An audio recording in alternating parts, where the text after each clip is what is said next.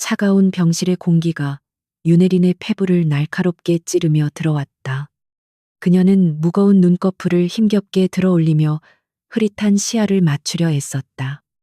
천장의 하얀 조명이 망막을 태울듯이 밝았고 귓가에는 생명유지 장치의 규칙적인 기계음만이 공허하게 울려 퍼지고 있었다.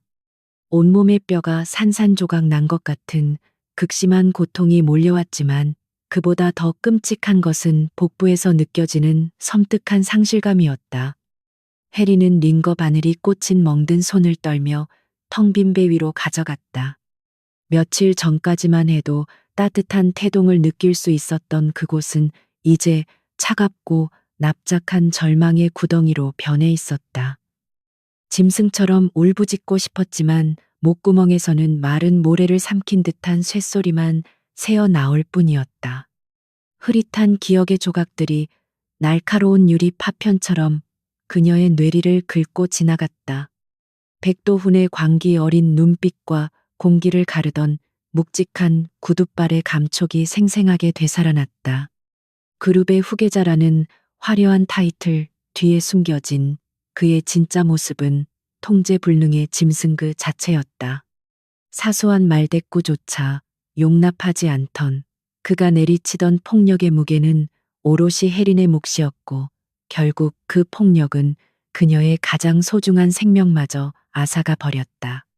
바닥에 쓰러져 피를 흘리며 제발 아이만은 살려달라고 애원하던 자신의 비참한 목소리가 환청처럼 귓가를 맴돌았다. 도우는 그런 그녀를 벌레 보듯 내려다보며 차갑게 돌아섰고 그것이 그녀가 기억하는 마지막 장면이었다. 핏빛으로 물든 절망 속에서 그녀는 철저하게 혼자 버려졌던 것이다. 병실 밖에서 들려오는 구두 발소리가 정막을 깨뜨렸다. 일정한 간격으로 다가오는 그 소리는 너무나도 익숙해서 혜린의 심장을 얼어붙게 만들었다. 병실 문이 거칠게 열리고 최고급 원단으로 맞춘 정장 차림의 백도훈이 안으로 걸어 들어왔다. 그의 곁에는 화려한 보석으로 치장한 한소라가 팔짱을 낀 채 오만한 미소를 지으며 서 있었다. 아내를 사지로 몰아넣고 아이를 죽인 남편이라고는 믿기지 않을 만큼 도훈의 얼굴에는 일말의 죄책감이나 후회도 찾아볼 수 없었다. 오히려 그는 불쾌한 악취를 맡은 것처럼 미간을 찌푸리며 병실 안을 차갑게 둘러보았다. 소라는 쓰러져 있는 혜린을 보며 노골적인 비웃음을 흘렸고 그들의 등장 자체만으로도 병실의 공기는 숨막히게 탁해졌다. 도우는 침대 곁으로 다가오지도 않은 채 멀찍이 서서 안주머니에서 서류 봉투를 거칠게 꺼냈다. 그는 자비라도 베푸는 듯한 거만한 동작으로 봉투를 혜린의 창백한 얼굴 옆으로 무심하게 던졌다. 하얀 종이 뭉치가 환자복 위로 흩어지며 섬뜩하고 건조한 마찰음을 냈다. 이혼 합의서라는 굵고 선명한 글씨가 혜린의 떨리는 시야에 가득 들어왔다. 도우는 바지 주머니에 손을 찔러 넣고 오만하게 턱을 치켜들며 쓰레기를 치우듯 차가운 목소리로 서류에 즉시 서명할 것을 명령했다. 그는 위자료 명목으로 쥐어주는 알량한 돈에 감사하라는 모욕적인 말을 뱉으며 이 모든 비극의 원인이 오직 혜린의 무능함과 고집 때문이라고 비열하게 책임을 전가했다. 한소라는 특유의 간드러지는 목소리로 콧방귀를 뀌며 도운의 어깨에 더욱 바짝 기대었다. 그녀는 짙은 화장으로 가려진 얼굴에 가증스러운 동정심을 꾸며내며 혜린을 위아래로 훑어보았다. 피투성이가 되어 병상에 누워있는 본처의 모습이 그녀에게는 묘한 승리감과 쾌감을 안겨주는 듯했다. 소라는 붉게 칠한 입술을 비틀며 위선적인 말투로 몸조리를 잘하라는 둥 영혼 없는 위로의 말을 건넸다. 그러나 그녀의 눈빛은 독사처럼 번뜩이고 있었고 그 위장된 친절 뒤에는 상대를 뼛속까지 파괴하려는 악의가 가득했다. 혜리는 그 역겨운 연기를 지켜보며 피가 거꾸로 솟는 듯한 분노를 느꼈지만 아직 아무런 반항도 할 수 없는 자신의 나약한 육체가 저주스러울 뿐이었다. 이어지는 소라의 입술 사이에서 흘러나온 말은 혜린의 남은 이성마저 갈갈이 찢어놓기에 충분했다. 그녀는 손톱을 매만지며 마치 성가신 벌레가 사라져 다행이라는 듯 죽은 아이를 입에 올렸다. 차라리 잘된 일이라며 불행한 환경에서 자라날 아이의 미래를 위해 일찍 떠난 것이 축복이라는 악마 같은 망언을 쏟아냈다. 그 말은 혜린의 찢어진 심장에 소금을 들이붓고 부러진 뼈를 다시 짓밟는 것과 같은 극악무도한 폭력이었다. 인간의 탈을 쓰고 어찌 저토록 잔인할 수 있는지 혜린은 눈앞에 두 악마를 보며 온몸이 사시나무 떨리듯 경련하는 것을 느꼈다. 도훈은 소라의 끔찍한 폭언을 듣고도 그저 옅은 미소만 지을 뿐 어떠한 제지도 하지 않았다. 그 순간 혜린의 내면에서 무언가 툭하고 끊어지는 둔탁한 소리가 들렸다. 끝없이 추락하던 절망과 짐승처럼 울부짖던 슬픔이 순식간에 차갑게 식어버리며 낯선 감각이 전신을 지배하기 시작했다. 뜨겁게 끓어오르던 분노의 불길은 이내 절대 녹지 않을 영구동토의 얼음으로 변해 그녀의 심장을 얼려버렸다. 미친 듯이 소리치고 저주를 퍼붓고 싶었던 충동이 가라앉고 그 자리에는 오직 소름 끼치도록 차분하고 이성적인 계산만이 남았다. 눈앞에서 자신의 모든 것을 앗아가고 조롱하는 저 두 인간을 그저 감정적인 그러니마 담이란 그로니를 대할 수는 없었다. 이것은 단순한 복수가 아니라 철저한 파멸을 위한 정교한 전쟁의 시작이어야 함을 그녀는 본능적으로 깨달았다. 착하고 순종적이었던 아내 윤혜리는 방금 이 차가운 병실의 핏물 속에서 완전히 숨을 거두었다. 그룹의 그림자 속에서 숨죽여 살며 남편의 폭력조차 가족이라는 이름으로 인내하려 했던 어리석은 여자는 더 이상 존재하지 않았다. 그녀의 영혼이 떠난 빈 껍데기에는 타는 듯한 복수심과 강철 같은 의지로 무장한 새로운 괴물이 자리를 잡았다. 악마를 상대하기 위해서는 스스로 악마를 뛰어넘는 무자비한 지배자가 되어야 한다는 끔찍한 진리를 고통 속에서 각성한 것이다. 해리는 더 이상 두려움에 떨지 않았고 눈가에 고여있던 마지막 눈물 한 방울조차 피부 속으로 스며들어 차가운 도끼로 변했다. 해리는 천천히 아주 느릿한 동작으로 초점이 없던 눈동자를 굴려 도훈과 소라의 얼굴을 번갈아 응시했다. 방금 전까지 고통에 일그러져 있던 그녀의 표정은 마치 정교하게 만들어진 밀랍 인형처럼 아무런 감정도 읽을 수 없게 변해 있었다. 그 섬뜩할 정도의 고요함은 오히려 방 안의 공기를 얼어붙게 만들었고 방방 뛰며 분노할 것이라. 예상했던 도훈의 눈빛에 아주 미세한 당혹감이 스쳤다. 해리는 마른 침을 삼키며 찢어진 입술을 천천히 떼었다. 갈라지고 쉬어버린 목소리였지만 그 안에 담긴 냉기는 등골을 오싹하게 만들기에 충분할 만큼 날카롭고 무거웠다. 그녀는 아무 말 없이 그들의 오만한 얼굴을 자신의 망막 깊숙이 새겨놓고 있었다. 해리는 병상 옆 작은 협탁에 놓여있던 검은색 볼펜을 향해 힘겹게 손을 뻗었다. 손끝이 파르르 떨렸고 링거 바늘이 꽂힌 혈관에서 피가 역류하며 투명한 관을 붉게 물들였지만 그녀는 고통을 전혀 느끼지 못하는 사람처럼 행동했다. 뼈가 으스러진 듯한 어깨의 통증을 억누르며 그녀는 차가운 플라스틱 볼펜을 단단히 쥐었다. 이 하찮은 플라스틱 막대기가 지금은 자신의 굴복을 증명하는 도구일지 몰라도 훗날 저들의 숨통을 끊어놓을 사형 선고의 서명에 쓰일 것임을 다짐했다. 도훈은 말없이 서류에 서명하려는 혜린을 보며 내심 안도하는 듯 거만한 미소를 지었지만 그녀의 등 뒤에서 자라나는 거대한 어둠은 눈치채지 못했다. 볼펜 끝이 거친 종이 표면에 닿으며 사각거리는 날카로운 소리를 만들어냈다. 해리는 합의서의 내용이나 터무니없는 위자료의 액수 따위는 읽어볼 가치조차 없다는 듯이 망설임 없이 자신의 이름을 적어 내려갔다. 보통의 여자들처럼 억울함을 호소하거나 재산 분할을 요구하며 매달리는 구차한 모습은 단 1%도 보이지 않았다. 서명란을 채우는 그녀의 필체는 흔들림 없이 꼿꼿했고 마치 남의 서류에 서명하는 것처럼 철저하게 무관심해 보였다. 서명이 끝난 후 그녀는 서류 뭉치를 가볍게 털어 도훈이 서 있는 방향으로 아무렇게나 툭 던져버렸다. 종이들이 허공을 가르며 도훈의 고급 구두 발치에 힘없이 떨어져 내렸다. 이혼 서류를 받아든 혜린의 태도가 너무나도 건조하고 단호하자 도훈의 미간이 다시 한번 불쾌하게 좁혀졌다. 그는 속으로 그녀가 짐승처럼 울며 불며 바짓가랑이를 붙잡고 매달리기를 내심 기대하고 있었는지도 몰랐다.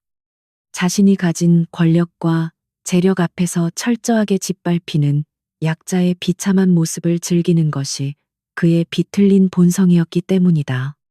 그러나 혜린의 눈빛에는 그 어떤 미련도 분노도 슬픔도 담겨 있지 않았다. 그것은 철저한 무시이자 그를 인간 이하의 벌레로 취급하는 듯한 서늘한 경멸이었다. 도훈은 원인을 알 수 없는 기분 나쁜 패배감을 느꼈지만 이내 신경질적으로 바닥에 떨어진 서류를 주워들며 코웃음을 쳤다. 소라는 예상치 못한 혜린의 침착한 반응에 오히려 기분이 상한 듯 뾰루퉁한 표정을 지으며 도훈의 팔을 거칠게 잡아 끌었다. 그녀는 구질구질한 병원 냄새 때문에 속이 역겨워진다며 앙칼진 목소리로 빨리 이 불쾌한 공간을 벗어나자고 재촉했다. 자신들의 잔인한 도발에도 눈물 한 방울 흘리지 않는 본처의 모습이 그녀의 얄팍한 자존심에 생채기를 낸 것이 분명했다. 도훈은 혜린을 향해 마지막으로 경고하듯 손가락을 까딱거리며 남은 돈이나 챙겨서 조용히 쥐죽은 듯이 살라는 협박을 남겼다. 그는 돌아서는 순간까지도 자신이 얼마나 끔찍한 실수를 저질렀는지, 그리고 방금 자신이 누구를 적으로 돌렸는지 전혀 깨닫지 못하고 있었다. 두 사람의 발걸음이 병실 문을 향해 멀어지기 시작했고, 그들의 구두굽 소리는 마치 승전보를 울리는 북소리처럼 경쾌했다. 문고리를 잡은 도훈이 마지막으로 뒤를 돌아보며 승리자의 오만한 미소를 지어 보였고, 소라는 그의 품에 안기며 요염하고 가증스러운 웃음소리를 흘렸다. 닫히는 문틈 사이로 새어 들어오는 그들의 교만한 웃음소리는 병실 안의 차가운 공기와 섞여 혜린의 고막을 잔인하게 난도질했다. 하지만 혜린은 시선을 피하지 않고 문이 완전히 닫히는 그 순간까지 두 사람의 뒷모습을 두 눈을 부릅뜨고 똑똑히 지켜보았다. 저 웃음소리가 처절한 비명으로 바뀌는 날을 상상하며 그녀는 입술을 꽉 깨물어 피를 냈다. 병실 문이 육중한 소리를 내며 완전히 닫히고 나자 공간은 다시금 죽음과도 같은 깊은 정막 속으로 가라앉았다. 공기청정기의 낮은 웅웅거림과 심장 박동을 알리는 기계음만이 이 방에 아직 살아있는 생명이 존재함을 증명하고 있었다. 혜리는 굳게 닫힌 문을 향해 고정했던 시선을 천천히 거두고 자신의 텅 빈 복부로 다시 손을 가져갔다. 아이를 지키지 못했다는 지독한 죄책감이 다시 한번 파도처럼 밀려왔지만 이번에는 결코 눈물을 허락하지 않았다. 눈물은 약자들의 변명일 뿐 지금 그녀에게 필요한 것은 피도 눈물도 없는 잔혹한 복수의 계획을 세우는 차가운 머리였다. 그녀는 천천히 숨을 고르며 마음속 깊은 곳에 지옥의 불씨를 지폈다. 무감각해진 손으로 혜리는 자신의 팔목에 단단히 박혀있던 링거 바늘을 거침없이 뽑아냈다.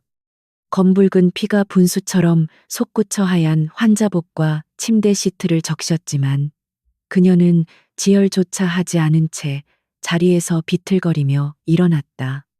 부러진 갈비뼈가 폐를 찌르는 듯한 극심한 고통이 전신을 강타했고 다리는 갓 태어난 망아지처럼 후들거렸지만 그녀의 눈빛만큼은 어느 때보다 형형하게 빛나고 있었다. 벽을 짚고 힘겹게 걸음을 옮긴 그녀는 병실의 커다란 통유리창 앞에 섰다.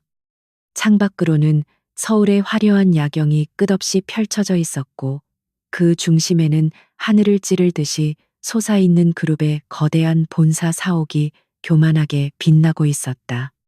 눈부시게 반짝이는 로고를 응시하며 해리는 유리에 맺힌 자신의 처참한 몰골을 들여다보았다. 헝클어진 머리카락, 창백하게 질린 피부 핏발이 선 두 눈, 그리고 피로 얼룩진 환자복까지 모든 것이 자신의 비참한 현재를 말해주고 있었다. 하지만 유리에 비친 눈동자 속에는 거대한 제국을 무너뜨릴 파괴적인 폭풍이 소리 없이 몰아치고 있었다. 백도운, 한소라, 그리고 그들의 뒤를 봐주는 거대한 재벌의 권력까지 모두 남김없이 짓밟고 제가 될 때까지 태워버리겠다고 그녀는 피 묻은 입술을 열어 맹세했다. 저 거만한 성벽을 하나씩 무너뜨리고 가장 높은 곳에서 그들을 나락으로 떨어뜨리는 일만이 그녀의 남은 생애의 유일한 목적이 되었다. 복수의 칼날을 벼리기 위해서는 조급함은 독이 될 뿐이라는 것을 해리는 잘 알고 있었다. 저들은 돈과 권력, 그리고 법마저 자신들의 발 아래 두고 조종하는 거대한 괴물이기에 정면으로 돌진하는 것은 계란으로 바위를 치는 격이었다. 그녀는 철저하게 어둠 속으로 숨어들어 그들의 눈을 피하고 그들이 상상조차 할 수 없는 거대한 함정을 치밀하게 파야만 했다. 누구도 예상치 못한 치명적인 약점을 찾아내고 그들의 숨통을 서서히 조여가는 보이지 않는 유령이 되어야 했다. 해린의 두뇌는 이미 슬픔을 배제한 채 차가운 계산기로 변해 수천 가지의 전략과 전술을 끊임없이 시뮬레이션하기 시작했다.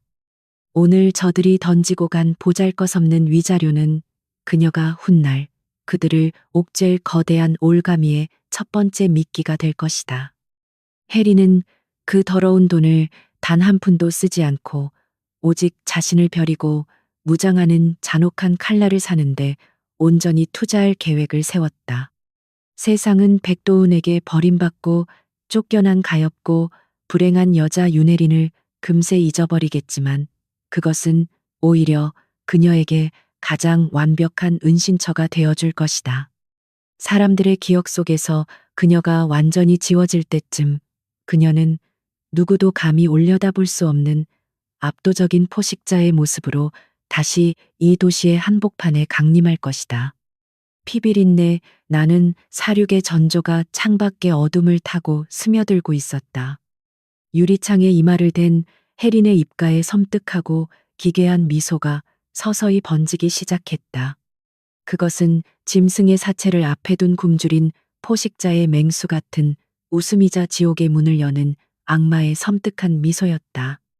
아가야, 엄마가 저들의 피로 네 무덤을 가장 화려하게 장식해 줄게. 속으로 중얼거리는 그녀의 독백은 저주받은 주문처럼 병실의 차가운 공기 속으로 흩어졌다. 그녀의 몸은 여전히 멍투성이에 부서져 있었지만 내면의 기운은 그 어느 때보다 압도적이고 강력했다. 윤혜린이라는 이름의 여자는 오늘 밤 이 병실에서 완전히 죽었고 복수의 화신이라는 끔찍한 괴물이 그 제투성이의 무덤 위에서 화려하게 부활하고 있었다. 그녀는 창가에서 물러나 비틀거리는 걸음으로 다시 침대 근처로 다가갔다. 바닥에는 도훈이 던져두고 간 구겨진 서류 봉투와 종이 쪼가리들이 어지럽게 널려 있었다. 해리는 무릎을 굽히고 앉아 피 묻은 손으로 그 서류들을 하나하나 정성스럽게 주워 모으기 시작했다. 이 종이들은 단순한 이혼의 증명서가 아니라 그녀가 앞으로 치러야 할 피의 전쟁을 알리는 선전포고문이나 다름없었다.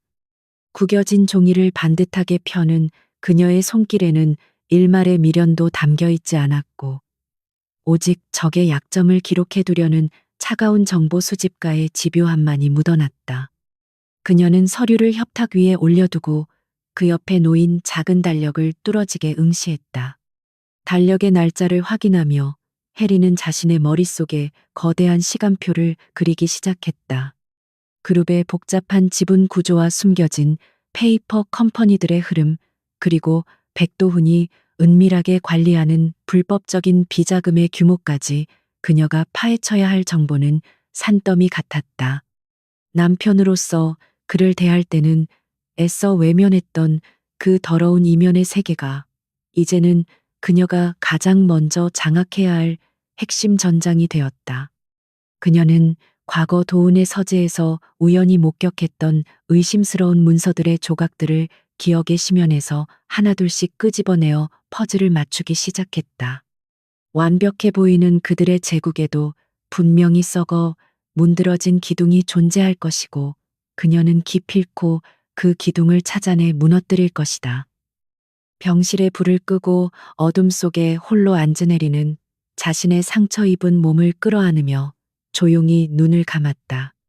외부의 빛이 완전히 차단된 어둠 속에서 그녀의 감각은 오히려 더욱 예민하고 날카롭게 살아났다.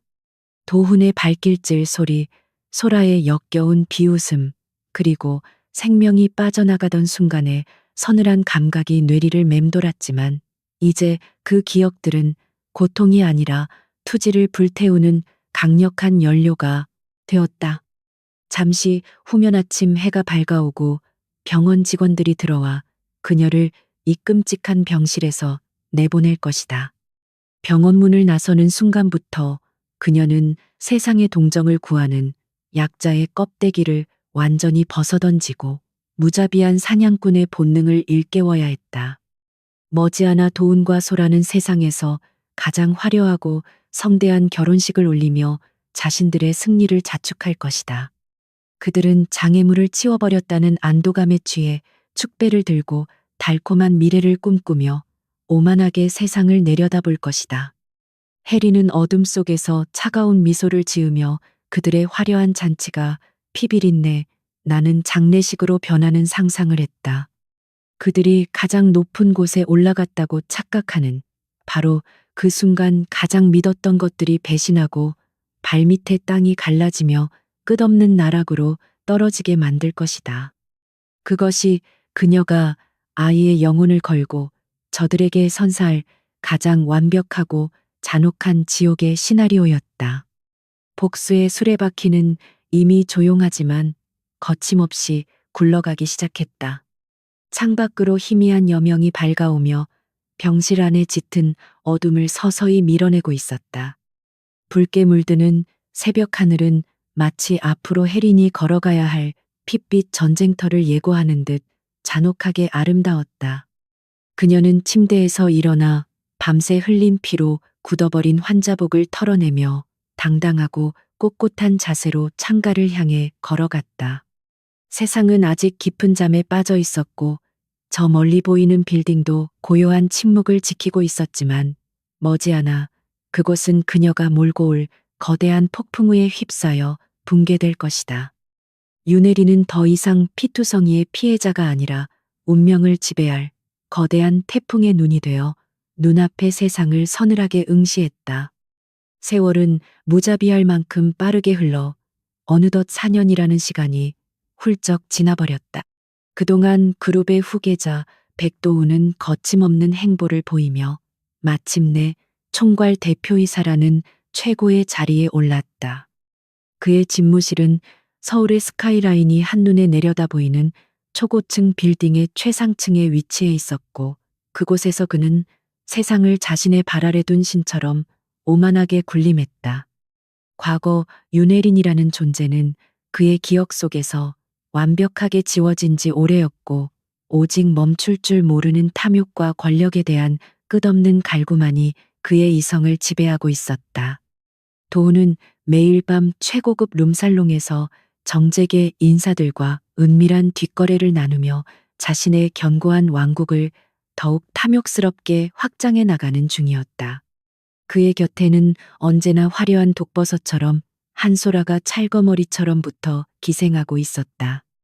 이제 곧 도훈과의 공식적인 결혼식을 앞둔 그녀는 안주인 행세를 하며 사교계의 여왕으로 군림하는 달콤한 환상에 푹 빠져 있었다.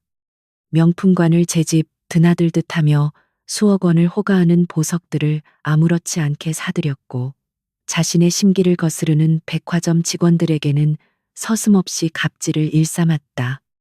소라는 과거 혜린이 누렸던 모든 것들을 자신이 완벽하게 빼앗았다는 천박한 승리감에 도취되어 매일 밤 샴페인 잔을 부딪혔다. 그녀의 머릿속에는 오직 세상에서 가장 화려하고 성대한 웨딩드레스를 입고 모든 사람의 부러움을 한 몸에 받겠다는 허영심만이 가득 차 있었다. 그러나 그들이 눈부신 조명 아래서 교만한 축배를 들고 있는 동안 짙은 그림자 속에서는 거대한 파멸의 그물이 소리 없이 짜이고 있었다. 서울의 심장부 이면에 자리 잡은 비밀스러운 오피스텔 단지. 내부에는 철저하게 베일에 쌓인 글로벌 투자 자본 비밀작전 통제실이 은밀하게 가동되고 있었다. 거대한 모니터들이 벽면을 가득 채운 채 전 세계의 금융 흐름과 그룹의 은밀한 자금 이동을 실시간으로 추적하며 붉은 빛을 뿜어냈다.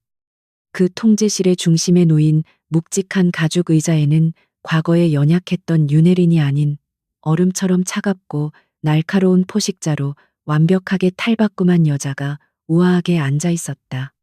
4년 전 병실에서 걸어 나온 직후 혜리는 세상에서 자신의 흔적을 완벽하게 지우고 철저한 어둠 속의 유령으로 다시 태어났다.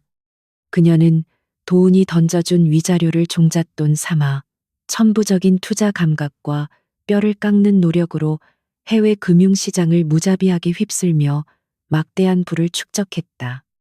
길었던 머리는 날카로운 단발로 차갑게 잘라냈고 예전에 순진했던 눈동자에는 이제 상대를 꿰뚫어 보는 듯한 서늘하고 예리한 안광만이 무섭게 번뜩이고 있었다.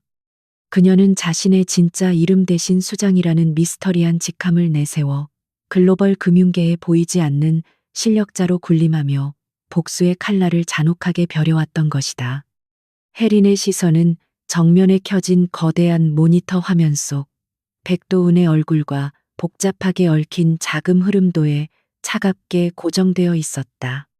화면에는 도훈이 페이퍼 컴퍼니를 통해 빼돌린 수백억 원대의 비자금 내역과 정관계로 비장부들이 낱낱이 파헤쳐진 채 붉은 글씨로 선명하게 표시되어 있었다. 그녀는 도훈이 얼마나 멍청하고 오만하게 자신의 꼬리를 여기저기 남기고 다녔는지 비웃으며 그가 자랑하는 철옹성의 미세한 균열들을 아주 집요하게 추적해냈다. 그룹의 하청업체들을 무자비하게 쥐어짜고 노동자들의 피눈물을 바탕으로 세운 그 알량한 제국이 얼마나 썩어 문드러졌는지 증명하는 자료들이 그녀의 손끝에서 매일같이 차곡차곡 쌓여만 갔다. 혜린의 복수는 결코 그녀 혼자만의 외로운 싸움이 아니었으며 그 과정에서 그녀는 강력하고 충성스러운 동지들을 하나둘씩 규합해냈다.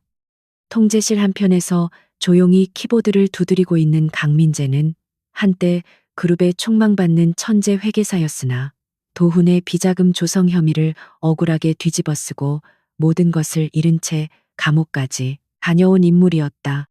민재는 절망의 끝에서 자살을 결심했던 자신에게 손을 내밀어 진실을 밝힐 기회를 준 혜린을 신처럼 맹신하며 자신의 모든 재능을 그녀의 복수에 바치기로 맹세했다. 그의 천재적인 두뇌는 도훈이 복잡하게 꼬아놓은 추악한 금융 범죄의 미로를 단숨에 돌파하는 가장 날카로운 창이 되어 주었다. 또한 혜린의 곁을 그림자처럼 든든하게 지키고 있는 최태석은 과거 도훈의 악랄한 강제 인수합병으로 인해 하루아침에 건실한 회사를 빼앗기고 거리에 나앉았던 벤처기업의 대표였다. 태석은 부당한 빼앗김에 항의하다가 도훈이 고용한 용역 깡패들에게 무자비한 폭행을 당해 한쪽 다리를 절게 되었고 그로 인해 가슴속에 꺼지지 않는 지독한 분노의 불씨를 품고 살았다. 혜린은 길거리를 전전하던 그를 거두어들여 정보 수집과 현장 요원들을 통솔하는 막중한 임무를 맡겼고, 태석은 그 믿음에 보답하기 위해 밤낮을 가리지 않고 짐승처럼 일했다.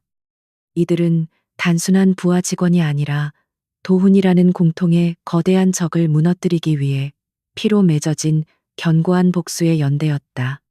통제실에 굳게 닫힌 문이 조용히 열리며 짙은 남색 정장을 깔끔하게 차려입은 태석이 두꺼운 서류철을 든 채 혜린을 향해 다가왔다. 그는 묵묵히 고개를 숙여 예를 표한 뒤 조심스러운 손길로 서류를 혜린의 널찍한 책상 위에 올려놓으며 그룹의 핵심 파트너사에 대한 인수 작업이 완벽하게 마무리되었음을 덤덤하게 보고했다.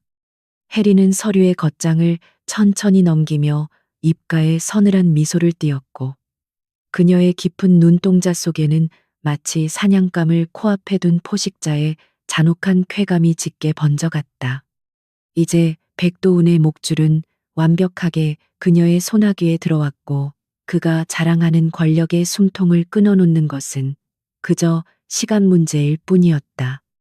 민재 역시 모니터에서 시선을 떼지 않은 채 빠르고 경쾌한 목소리로 도훈의 해외 페이퍼 컴퍼니 계좌들이 철저한 감시망 안에 완전히 갇혔음을 연이어 보고했다.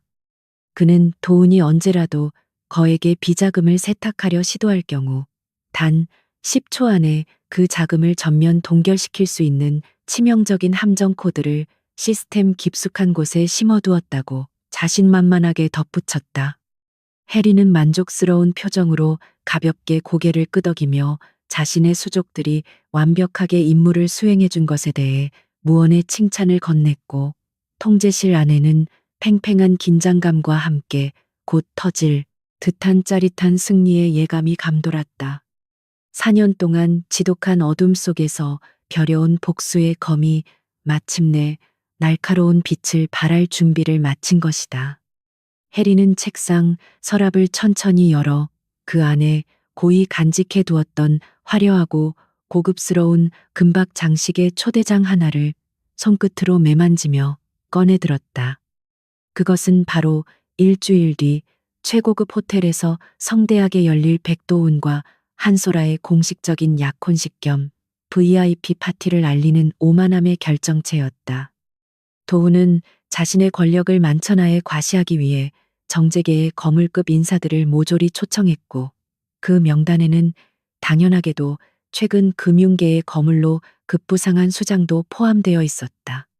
도훈은 자신이 초대한 그 신비로운 투자 자본의 주인이 바로 자신이 짐승처럼 짓밟고 버렸던 전처 윤혜린이라는 사실을 꿈에도 상상하지 못하고 있을 것이다. 초대장에 밝힌 도훈과 소라의 다정한 사진을 내려다보는 혜린의 눈빛은 북극의 빙하보다도 차갑고 무자비하게 얼어붙어 있었다. 행복에 겨워 활짝 웃고 있는 그 가증스러운 입술들을 갈기갈기 찢어버리고 그들이 딛고 서 있는 화려한 양탄자를 한순간에 시뻘건 불바다로 만들어버릴 상상의 그녀의 심장이 무섭게 고동쳤다. 내 아이의 목숨을 앗아가고 그 피투성이 무덤 위에서 축배를 드는 악마들에게 진정한 지옥의 맛이 어떤 것인지 뼛속 깊이 새겨주겠다고 그녀는 다시 한번 잔혹한 맹세를 다졌다. 그 화려한 파티의 밤은 그들의 눈부신 미래를 약속하는 축복의 자리가 아니라 영원한 파멸의 시작을 알리는 처절한 장례식이 될 터였다. 해리는 초대장을 다시 서랍 깊숙이 던져 넣고 자리에서 일어나 통제실 전면의 통유리창으로 다가가 서울의 밤거리를 말없이 내려다보았다. 수많은 빌딩 숲 사이로 유독 높게 솟아올라 주변을 위압하듯 빛나고 있는 그룹의 본사 사옥이 그녀의 차가운 시선 끝에 위태롭게 걸려 있었다.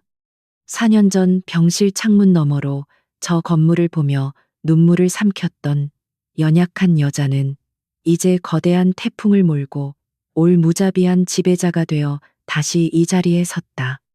그녀는 속으로 조용히 숫자를 세며 자신이 파놓은 거대한 늪을 향해 스스로 걸어 들어오고 있는 멍청한 사냥감들의 발소리에 귀를 기울였다. 한편 같은 시각 그룹의 호화로운 회장실에서는 도훈이 고급 시가를 입에 문 채 거만한 자세로 결제 서류들을 대충 훑어보고 있었다.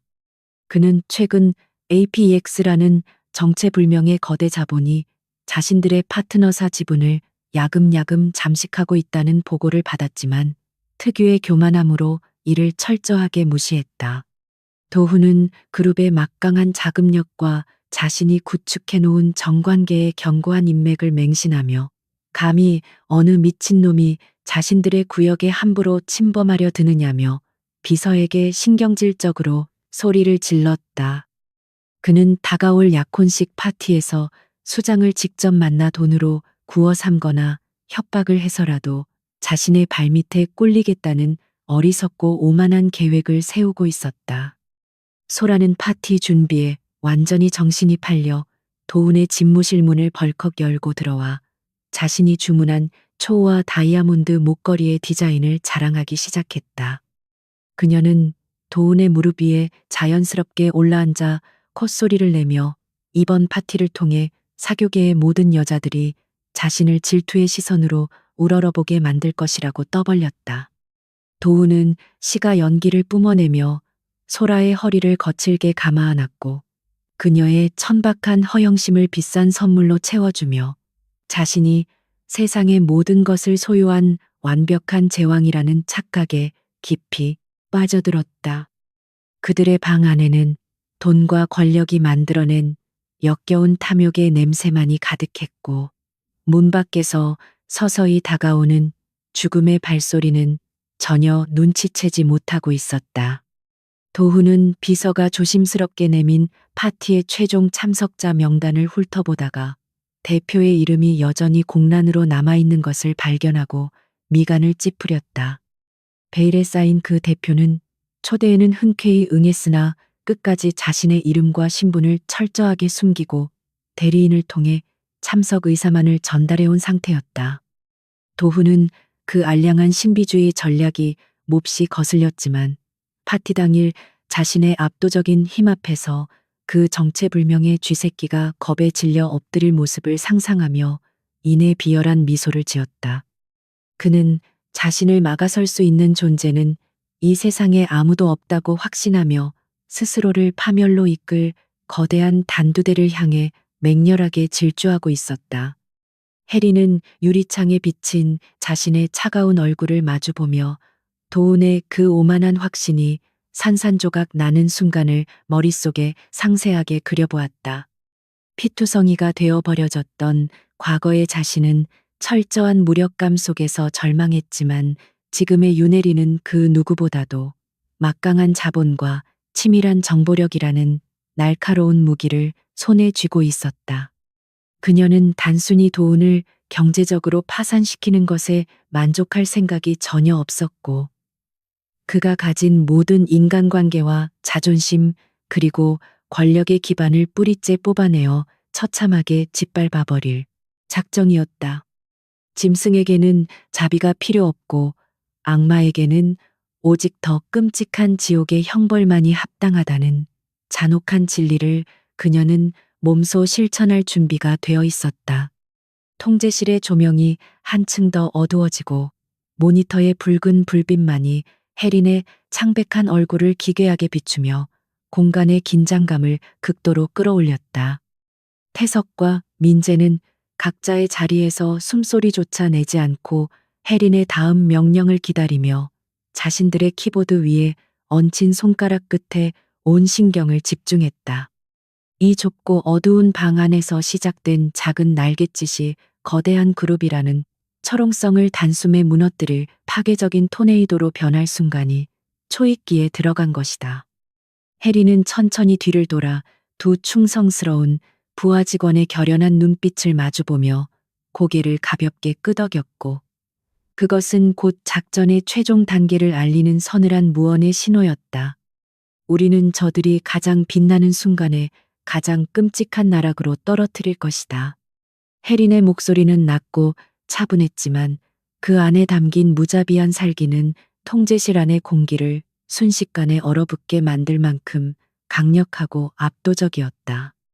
민재는 키보드를 거칠게 두드리며 도훈의 비자금 장부 중 가장 치명적인 일부를 익명으로 언론사와 검찰의 핵심 라인에 전송하기 위한 자동 타이머를 은밀하게 설정했다. 태석 역시 어둠의 경로를 통해 도훈의 폭력적인 사생활과 소라의 과거 약점들을 낱낱이 파헤친 자료들을 파티 당일 터뜨릴 수 있도록 치밀하게 배치를 완료했다. 모든 준비는 끝났고 이제 남은 것은 오직 피비린내 나는 화려한 도살장의 문이 열리기만을 기다리는 것뿐이었다. 해리는 다시 자신의 넓은 책상으로 돌아와 앉아 거대한 모니터 화면 전체를 그룹의 주가 그래프와 자금 흐름도로 가득 채웠다. 초록색과 붉은색의 숫자와 선들이 어지럽게 교차하는 그 화면은 단순한 경제 지표가 아니라 그녀가 도훈의 심장에 박아 넣을 날카로운 수수용 메스나 다름없었다. 그녀는 도훈이 자신의 돈줄을 틀어주기 위해 어떤 식으로 헛발질을 해왔는지 그 멍청한 궤적들을 바라보며 조용히 콧방귀를 뀌고 차가운 비웃음을 흘렸다. 사냥감이 덫에 걸린 것도 모른 채 그 안에서 탐욕스럽게 미끼를 주워 먹고 있는 모습을 지켜보는 사냥꾼의 아찔한 쾌감이 그녀의 등골을 타고 짜릿하게 흘러내렸다. 시간이 흐를수록 다가오는 복수의 그날을 위해 해리는 자신의 감정을 완벽하게 통제하며 단 한치의 오차도 없는 정교한 로봇처럼 움직였다. 과거의 상처가 가끔씩 흉터처럼 욱신거리며 그녀의 가슴을 찌를 때도 있었지만 그녀는 그 통증마저도 자신을 채찍질하는 차가운 원동력으로 무자비하게 변환시켰다. 아이의 얼굴은 단 한 번도 보지 못했지만 핏빛으로 물든 병실 바닥의 끔찍한 기억은 매일 밤 악몽처럼 찾아와 그녀의 도끼를 더욱 서늘하게 벼려주었다. 도훈이 내리쳤던 무자비한 구둣발과 소라의 소름 끼치는 비웃음 소리는 그녀가 평생 짊어지고 가야 할 저주이자 이 전쟁을 끝까지 밀어붙여야만 하는 명백한 당위성이었다. 파티가 열리기 전날 밤 해리는 특별히 맞춤 제작한 검은색의 최고급 실크 드레스를 조용히 입어보며 전열을 다듬고 거울 앞에 우두커니 섰다. 깊게 파인 등줄기를 따라 길게 늘어진 옷자락은 마치 어둠의 여왕이 끌고 다니는 짙은 그림자처럼 우아하고 동시에 섬뜩한 분위기를 자아내고 있었다. 그녀는 화려한 장신구는 모두 배제한 채 오직 붉은색 립스틱 하나만을 입술에 짙게 발라 창백한 피부와 극명하고 잔혹한 대비를 이루도록 연출했다. 거울 속에 비친 여자는 더 이상 상처받은 피해자가 아니라 거침없이 적의 심장을 도려낼 준비를 마친 치명적인 아름다움을 지닌 지옥의 사자 그 자체였다. 태석이 준비한 최고급 방탄 세단이 비밀 오피스텔 지하 주차장에서 육중한 엔진 소리를 내며 대기하고 있다는 보고가 해린의 무전기를 통해 조용히 흘러나왔다. 그녀는 마지막으로 거울 속 자신의 얼어붙은 눈동자를 응시하며 그 안에 담긴 복수의 불꽃이 절대 꺼지지 않도록 스스로에게 잔인한 암시를 걸었다. 가방 안에는 도훈의 추악한 민낯을 만천하에 까발릴 치명적인 파일과 그가 가장 두려워할 서류들이 차가운 쇳덩이처럼 묵직하게 담겨 있었다. 해리는 방에 불을 끄고 뒤돌아보지 않은 채 꼿꼿한 걸음걸이로 문을 향해 걸어갔으며 그녀의 귓가에는 이미 파티장의 가식적인 왈츠, 음악 소리가 환청처럼 울려 퍼지기 시작했다. 내일 밤 백도훈과 한소라는 생에 가장 찬란하고 완벽한 순간에 자신들의 왕국이 무너져 내리는 끔찍한 지옥도를 두 눈으로 똑똑히 목격하게 될 것이다. 그들이 쌓아 올린 견고한 모래성은 해린이 일으킨 거대한 자본의 해일에 휩쓸려 흔적도 없이 사라질 것이고 그들은 평생 경험하지 못한 극한의 공포와 굴욕을 맛보게 될 것이다.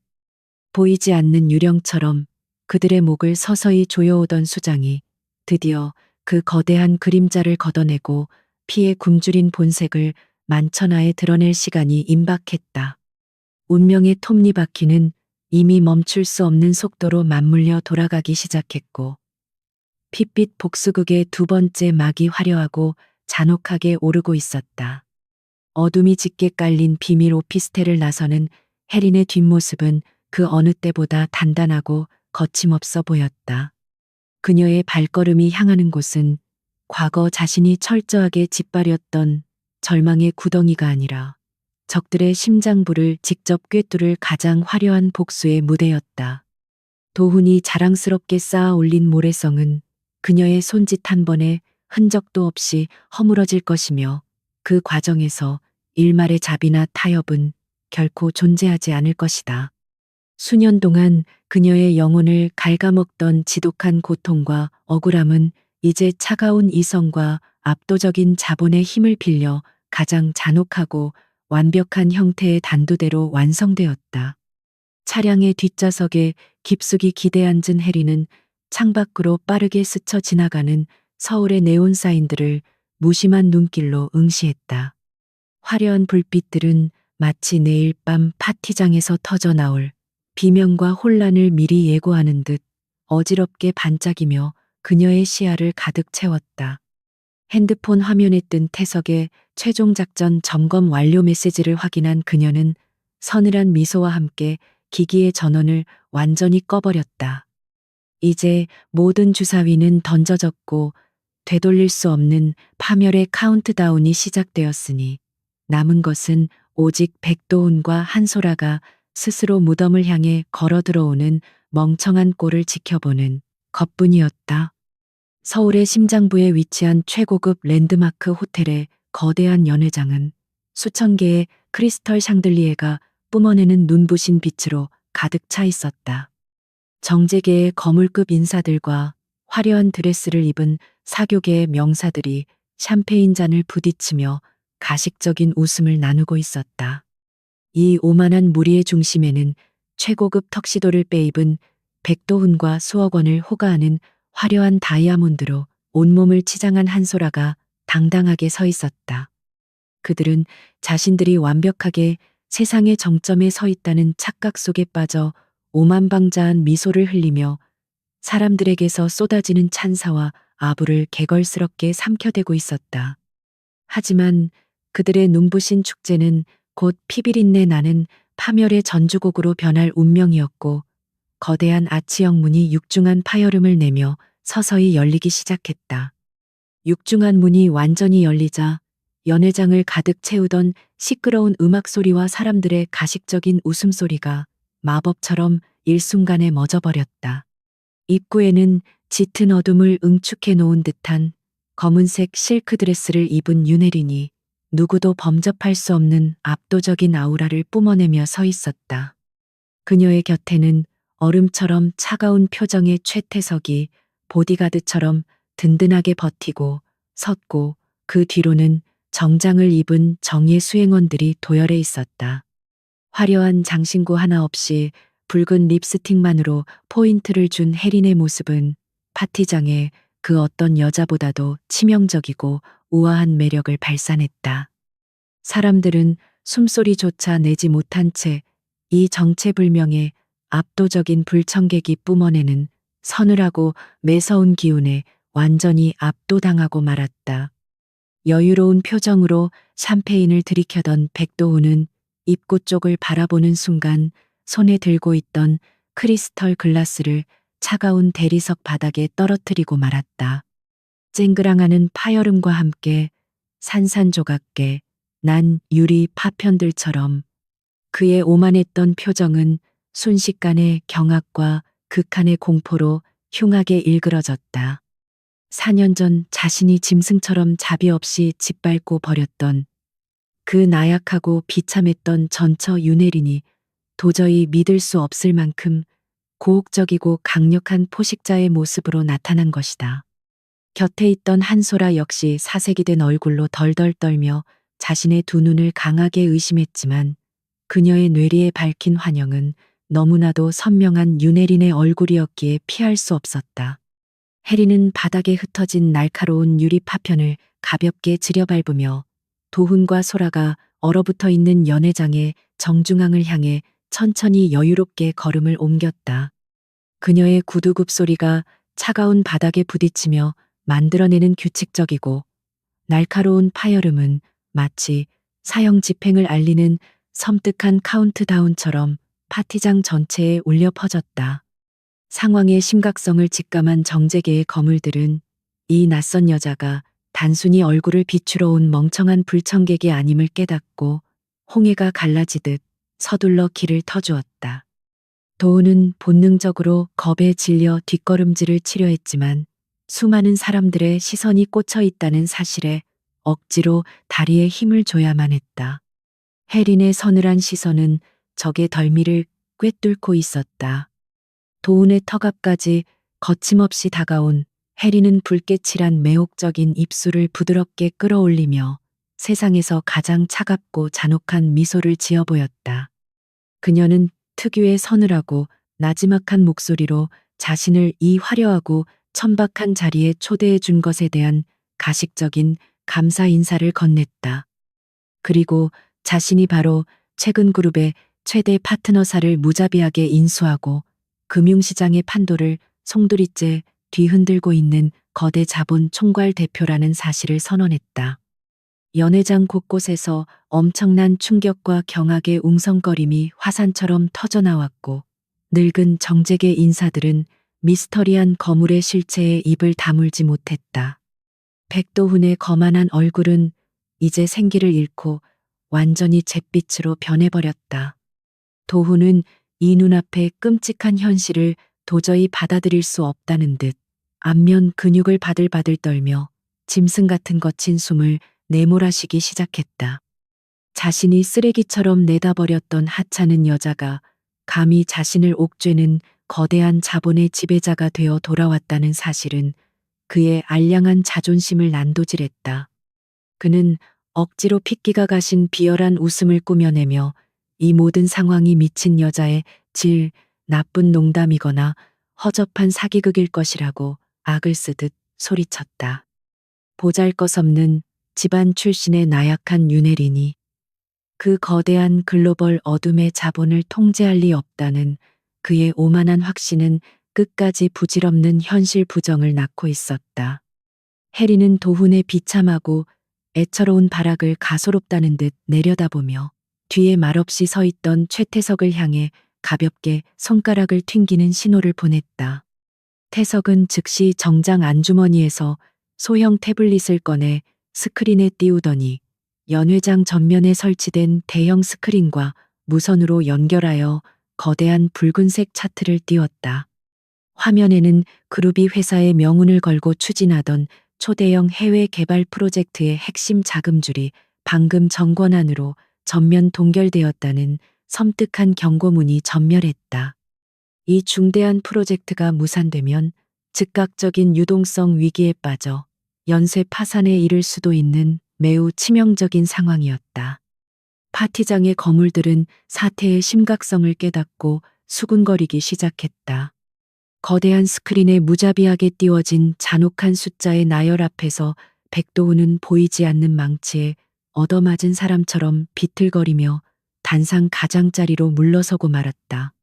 그는 자신의 비서에게 당장 본사 재무팀에 연락해 자금 동결 사태가 진짜 현실인지 똑똑히 확인하라고 미친 짐승처럼 악을 쓰며 소리를 질러댔다.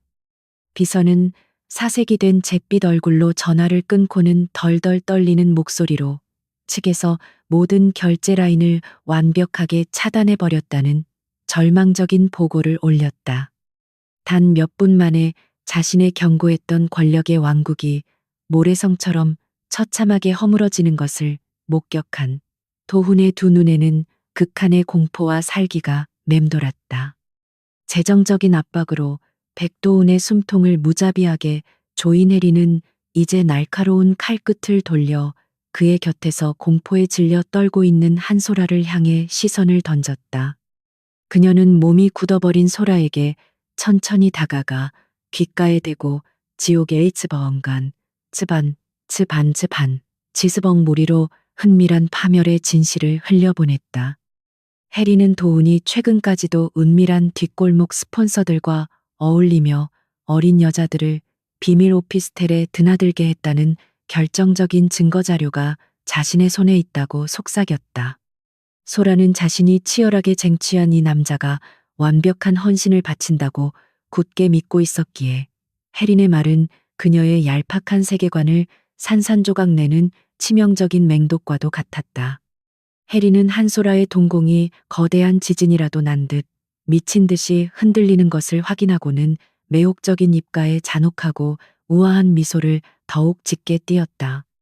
그녀는 백도훈이라는 쓰레기 같은 남자가 자신의 얄팍한 권력을 위해서라면 언제라도 헌신짝처럼 아내를 내버릴 수 있는 비열한 존재라는 사실을 너무나 잘 알았다.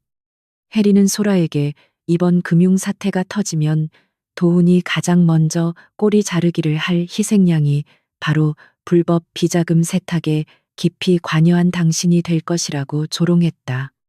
겉보기에는 무척이나 견고해 보이던 두 악당의 역겨운 동맹은 혜린이 가볍게 던진 아주 작은 의심의 불씨 하나로 인해 치명적인 내부 균열을 일으켰다. 혈관을 타고 독사처럼 퍼져나가는 혜린의 이간질에 완전히 이성을 잃은 소라는 화려한 드레스 자락을 꽉 움켜쥐고 도훈을 향해 짐승처럼 소리를 지르며 달려들었다. 그녀는 혜린이 방금 조롱하듯 말한 어린 여자들과의 역겨운 미래와 자신을 감옥에 보낼 희생양으로 삼으려 한다는 끔찍한 의혹이 모두 사실이냐며 날카로운 비명을 질러댔다. 도훈은 자신의 완벽한 파멸이 코앞에 닥친 일촉즉발의 절망적인 상황에서 소라가 멍청하게 치부를 들먹이며 난동을 부리자 끓어오르는 분노를 주체하지 못하고 뺨을 거칠게 후려쳤다. 짝하는 마찰음과 함께 소라는 비명을 지르며 바닥에 나뒹굴었고 그녀의 목걸이는 끊어져 버렸다.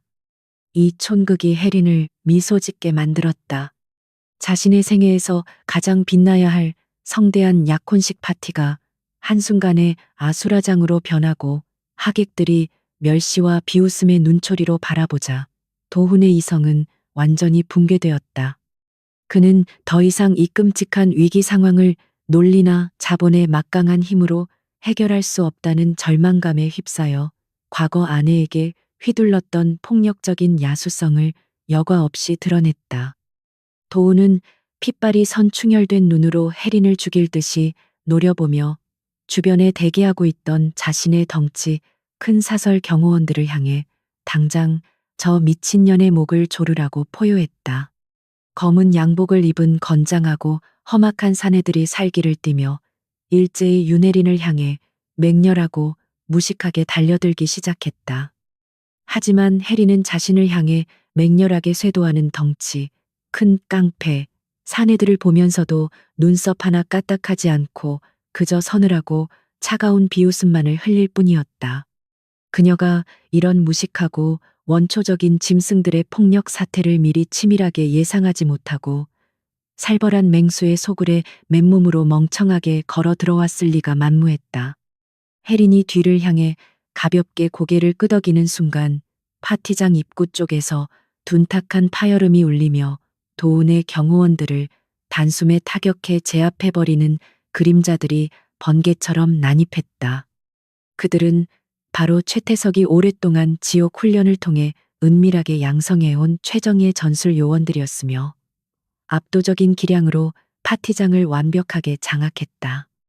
최태석은 짐승 같은 기세로 멍청하게 돌진해 오는 도훈의 경호대장을 향해 무서운 속도로 파고들어 그의 급소를 쇠파이프 같은 주먹으로 무자비하게 타격했다. 거구의 사내는 변변한 비명조차 지르지 못한 채 밑동이 잘린 썩은 고목처럼 대리석 바닥에 고꾸라졌고 그 압도적인 폭력 앞에서 나머지 깡패들은 겁에 질려버렸다. 정장 안쪽에 은닉했던 가스총과 특수 합금 진압봉을 꺼내든 요원들은 단 한 번의 불필요한 헛손질도 없이 도훈의 비열한 수족들을 바닥에 지식이고 포박하며 상황을 종료시켰다. 눈부시게 화려했던 크리스털 샹들리에 아래는 이제 도훈의 부하들이 뿜어낸 피와 신음으로 가득 찬 처참한 패배의 전장으로 변해버렸다. 자신이 최후의 보루로 믿었던 마지막 폭력마저 눈앞에서 산산조각 나는 모습을 두 눈으로 똑똑히 지켜본 백도훈은 다리에 힘이 완전히 풀려 비참하게 주저앉았다. 해리는 바닥에 엎드려 고통스러운 신음을 토해내는 깡패들을 여유롭고 우아하게 가로질러 극한의 공포에 질려 헐떡이는 도훈의 턱 밑까지 다시 천천히 다가갔다. 그녀는 과거 도훈이 차가운 병실에서 핏덩이를 잃은 자신에게 이혼 서류 봉투를 집어던졌던 그 오만한 태도 그대로 안주머니에서 두꺼운 서류 뭉치를 꺼내 무심하게 툭 던졌다. 흩뿌려지는 하얀 종이들은 도훈이 수년 동안 저질러온 각종 불법 로비와 횡령 증거들이 낱낱이 기록된 치명적인 사형 선고문이었다. 서류들이 눈 내리듯 차가운 바닥으로 어지럽게 흩어지는 찰나의 순간에도 도훈은 종이 위로 선명하게 찍힌 기밀문서 표식들을 확인하고 짐승 같은 절망의 신음을 내뱉었다. 그것은 권력의 시녀인 검찰조차 감히 접근하지 못했던 그룹의 가장 깊고 썩어빠진 심장부에서 빼낸 치명적인 맹독과도 같은 파멸의 자료들이 분명했다. 해리는 이 끔찍한 자료들이 내일 아침이 밝기 전에 대한민국의 주요 언론사 데스크와 특별수사본부에 동시에 배달될 것이라고 얼음처럼 차가운 목소리로 무자비하게 선고했다. 회사를 지키기 위해서라면 핏줄인 아들조차 가차없이 버릴 늙고 탐욕스러운 회장이 이 사실을 알게 된다면 도훈의 목숨은 끝이었다. 해리는 압도적인 공포로 인해 턱을 바들바들 떠는 가련한 도훈을 내려다보며 4년 전 그가 자신에게 지었던 역겨운 승리자의 미소를 그대로 되돌려 주었다. 그녀는 도훈의 비싼 턱시도 어깨를 가볍게 털어주며 당신이 세상의 전부인 양 자랑하던 그 알량한 권력과 돈이 한낱 모래성에 불과하다는 것을 깨닫는 기분이 어떠냐고 조롱했다. 무참히 짓밟려도 감히 꿈틀조차 하지 못할 거라 맹신했던 연약한 벌레가 거대한 독사가 되어 자신의 심장에 치명적인 독리를 박아 넣을 줄은 몰랐을 것이다. 도훈의 그 끝없는 오만함이 스스로를 구제불능의 지옥 구덩이로 밀어넣은 가장 끔찍한 패착이었음을 그는 뼈저리게 깨달았다. 상황이 걷잡을 수 없는 파국으로 치닫자 파티장에 남아있던 비열한 정재계 인사들은 도훈과 눈을 마주치는 것조차 끔찍하게 역겨워하며 출구를 향해 도망치듯 빠져나갔다. 방금 전까지 도훈의 권력 앞에 굽실거리며 구역질 나는 아부를 떨던 자들이 이제는 혹여나 불똥이 튈까 두려워 더러운 쥐새끼들처럼 뿔뿔이 흩어지는 광경은 참으로 우스꽝스러웠다. 도훈은 자신을 매정하게 버리고 떠나는 권력자들의 바짓가랑이라도 구차하게 붙잡고 싶었지만 두 다리가 대리석 바닥에 단단히 굳어버린 듯 단 한 발자국도 움직일 수가 없었다. 화려했던 축제의 공간은 순식간에 도훈과 소라의 목을 조이는 적막하고 서늘한 폐허로 변해버렸고 혜린만이 그 중심에 섰다. 혜린의 이간질에 맞아 뺨이 퉁퉁 부어오른 채 바닥에 비참하게 엎드려 있던 소라는 사태가 완전히 끝장났음을 본능적으로 직감하고는 미친 여자처럼 기괴한 웃음을 흘렸다. 그녀는 부들부들 떠는 도훈을 향해 삿대질을 해대며 이 모든 끔찍한 파멸이 너의 멍청함과 오만함 때문이라며 악에 바친 섬뜩한 저주를 미친 듯이 퍼부어댔다. 영원한 사랑과 헌신으로 화려하게 포장되어 있던 그들의 천박한 치정 관계는 거대한 위기 앞에서 종이장보다 얇게 찢어지며 추악하고 본질적인 밑바닥을 가감없이 드러냈다. 해리는 그 역겨운 쓰레기들의 다툼을 더 이상 지켜볼 가치도 없다는 듯 차가운 시선으로 위아래를 훑어보고는 미련 없이 돌아섰다. 해린의 날카로운 구두굽 소리가 다시 한번 텅 빈 연회장 바닥을 서늘하게 울리며 그녀의 우아하고 거침없는 발걸음이 열린 출구를 향해 여유롭게 이어졌다. 피 묻은 주먹을 털어낸 최태석과 요원들은 쓰러져 신음하는 도훈의 더러운 부하들을 경멸스러운 눈초리로 무자비하게 짓밟고 넘어가며 군주인 혜린의 뒤를 묵묵히 따랐다. 육중한 문을 완전히 나서기 직전 혜린은 어깨 너머로 힐끗 고개를 돌려 절망의 구렁텅이에서 허우적대는 백도훈의 처참하고 우스꽝스러운 몰골을 마지막으로 시야에 담았다. 이것은 아직 그녀가 설계한 본격적인 핏빛 복수의 서막에 불과할 뿐, 내일 아침 해가 떠오르면 시작될 지옥의 불바다는 더욱 잔혹할 것이다. 해리는 목소리를 전혀 높이지 않고 차분하게 말했지만 그녀의 한마디 한마디는 예리한 비수가 되어 백도운의 찢어진 고막을 후벼 파며 끔찍한 공포의 여운을 남겼다. 오늘 밤은 당신이 가진 더러운 것들 중 가장 보잘것없는 알량한 돈과 허울뿐인 명예를 빼앗았을 뿐, 내일은 당신의 자유와 존엄까지 철저하게 짓밟아 줄 것이라고 선언했다. 당신이 내 불쌍한 아이에게 저질렀던 그 잔혹한 살인의 대가를 시뻘건 피눈물로 토해내게 만들 때까지 이 지독한 사냥은 절대 멈추지 않을 것이라는 경고였다.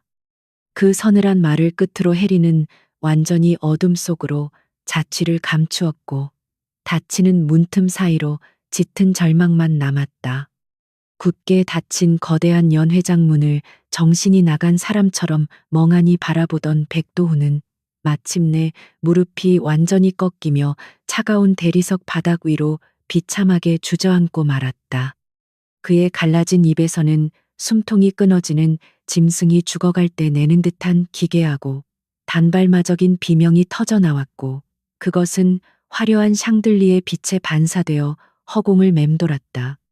바닥에 어지럽게 흩뿌려진 자신의 파멸을 증명하는 서류들을 피투성이가 된 손으로 구차하게 부여잡은 채 그는 돌이킬 수 없는 거대한 재앙 앞에서 덜덜 떨고 있었다. 짙은 어둠 속에서 조용히 숨통을 조여온 과거의 복수기는 그 어떤 흉기보다 예리하고 무자비하게 그의 썩은 심장을 도려냈다. 지옥 같은 파티장을 무사히 빠져나온 해리는 밖에서 시동을 켜고 대기하고 있던 검은색 세단의 뒷좌석에 미끄러지듯 우아하게 올라타며 피곤한 듯 깊은 한숨을 길게 내쉬었다. 방금 전까지 피도 눈물도 없는 무자비한 여왕처럼 교만한 적들을 유린하던 극도의 긴장감이 살짝 풀리면서 굳어있던 어깨 근육에 미세한 뻐근함이 밀려오는 것을 느꼈다. 하지만 선팅이 짙게 된 차창 밖으로 빠르게 스쳐 지나가는 서울의 눈부신 야경을 바라보는 그녀의 서늘한 눈동자는 복수를 완수하기 전까지 멈추지 않을 야수의 불꽃을 품었다. 태석은 룸미러로 혜린의 꼿꼿한 표정을 확인하고는 묵직하게 가속 페달을 밟으며 어둠을 향해 차를 몰았다. 내일 아침이 밝아오면 대한민국의 모든 메이저 신문 일면과 방송국의 뉴스 특보는 백도훈의 추악한 민낯과 거대한 그룹의 끔찍한 몰락으로 화려하게 도배될 것이 분명했다. 배신감에 휩싸인 대중의 분노는 마른 들판의 들불처럼 걷잡을 수 없이 번질 것이고, 부패한 검찰마저도 여론의 거센 압박에 못 이겨 도훈을 물어뜯기 위해 달려들 완벽한 구도였다. 해리는 이 모든 핏빛, 혼돈의 소용돌이 속에서 철저하게 보이지 않는 조종간을 쥐고 도훈이 세상에서 가장 고통스럽게 파멸하는 경로를 섬세하게 설계하며 미소 지었다. 피를 직접 묻히지 않고도 적의 썩은 살점을 도려내고 뼈를 깎아내는 이 전쟁터의 지배자는 그녀였다. 침묵이 흐르는 세단 안에서 어둠이 깊어갈수록 혜린의 상처 입은 마음속에 또아리를 틀고 자리 잡은 핏빛 복수심은 오히려 거칠게 포효하며 더욱 치명적으로 벼려지고 있었다. 4년 전 그 차가운 병실의 더러운 바닥에 억울하게 쓰러져간 이름 없는 가엾은 생명을 위해 그녀가 정성껏 준비한 재물은 아직도 턱없이 부족했고 갈증은 끝이 없었다. 교만한 백도훈이 모든 것을 잃고 차가운 감옥 바닥에 짐승처럼 웅크려 붉은 피눈물을 흘리며 살려달라고 처절하게 애원하는 그 완벽한 순간까지 그녀의 칼춤은 멈추지 않는다. 태석이 모는 거대한 세단은 폭풍의 전야처럼 고요하게 잠든 서울의 밤거리를 가르며 소리 없이 짙은 어둠 속으로 스며들었다. 도운의 화려했던 과거가 파노라마처럼 부서져 내리는 동안 혜린의 머릿속에는 오직 앞으로 그가 겪게 될 끝없는 굴욕의 시나리오만이 정교한 톱니바퀴처럼 차갑게 맞물려 돌아가고 있었다. 이제 주가는 바닥을 모른 채 끝없이 곤두박질 칠 것이며 평생 돈으로 사람의 목숨마저 마음대로 주무르던 도훈은 땡전 한 푼 없는 비참한 신세로 전락해 거리에 나앉게 될 것이다. 그녀는 돈이라는 권력이 사라졌을 때 인간이 어디까지 추악해지고 밑바닥으로 추락할 수 있는지 그 생생한 지옥도를 도훈의 몸뚱이에 직접 아로새겨줄 작정이었다. 한치의 오차도 허용되지 않는 그녀의 완벽한 복수극은 이제 클라이맥스를 향해 맹렬하게 질주하고 있었다. 창밖으로 쏟아지는 네온사인의 불빛이 혜린의 창백한 뺨을 차갑게 훑고 지나가며 그녀의 무표정한 얼굴에 짙고 섬뜩한 어둠의 굴곡을 수시로 만들어내고 있었다. 그녀는 자신의 텅 빈 배를 무의식적으로 부드럽게 쓰다듬으며 아직 태어나지도 못한 채 어둠 속으로 쓰러져야 했던 불쌍한 아이의 영혼을 향해 무언의 위로를 조용히 건넸다. 아가야, 이제 조금만 더 기다려다오. 내 아빠라는 작자가 흘리는 더러운 피눈물로 네가 잠든 그 차가운 무덤을 세상에서 가장 따뜻하게 덮어줄 테니까. 혜린의 핏빛 맹세는 엔진 소리에 묻혀 사라졌지만 그녀의 영혼 깊은 곳에서 타오르는 지옥불은 그 어느 때보다 뜨겁고 찬란하게 빛나고 있었다. 다음 날 아침에 찬란한 태양이 도심의 빌딩 숲 위로 떠오르기도 전에 대한민국의 모든 언론사와 방송국은 유례없는 거대한 특종으로 발칵 뒤집혔다. 밤사이 어둠의 경로를 통해 각 언론사 데스크와 검찰청 특별수사본부에 동시에 투척된 방대한 분량의 압도적인 자료들은 사회 전체를 집어삼킬 만큼 파괴적이었다. 엠바고조차 걸릴 틈 없이 아침 뉴스 헤드라인은 그룹 후계자 백도훈의 추악한 비자금 조성 혐의와 정관계 불법 로비 명단으로 시뻘겋게 도배되었다. 그동안 재벌이라는 철옹성 뒤에 숨어 법의 망을 교묘하게 빠져나가며 선량한 시민들의 고열을 쥐어짜던 괴물의 끔찍한 민낯이 드디어 세상 빛을 보며 적나라하게 까발려진 것이다. 사람들은 출근길 지하철 안에서 스마트폰 화면을 뚫어지게 응시하며 터져나오는 경악을 금치 못했고 온 나라는 들끓는 분노의 도가니로 변해버렸다. 주식시장이 개장하자마자 그룹의 주가는 끝을 모르는 낭떠러지에서 추락하듯 무서운 속도로 하한가를 쳤다. 투자자들의 거대한 투매 물량이 폭포수처럼 쏟아지며 주식 거래 전산망이 마비될 지경에 이르렀고 주주들의 피눈물 섞인 원성이 여의도 증권가를 찢어질 듯이 가득 채웠다. 어젯밤의에 그룹의 가장 중요한 핵심 파트너사 자금줄마저 완벽하게 동결되었다는 내부 정보가 찌라시를 타고 빠르게 퍼져나가면서 시장의 공포심은 극에 달했다.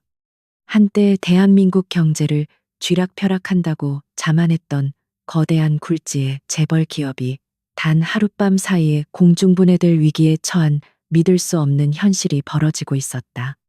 도운이 평생을 바쳐 거만하게 쌓아 올린 견고한 바벨탑은 윤혜린이 치밀하게 설계한 자본의 거대한 폭풍우 앞에서 속수무책으로 모래성처럼 무너져 내리고 있었다.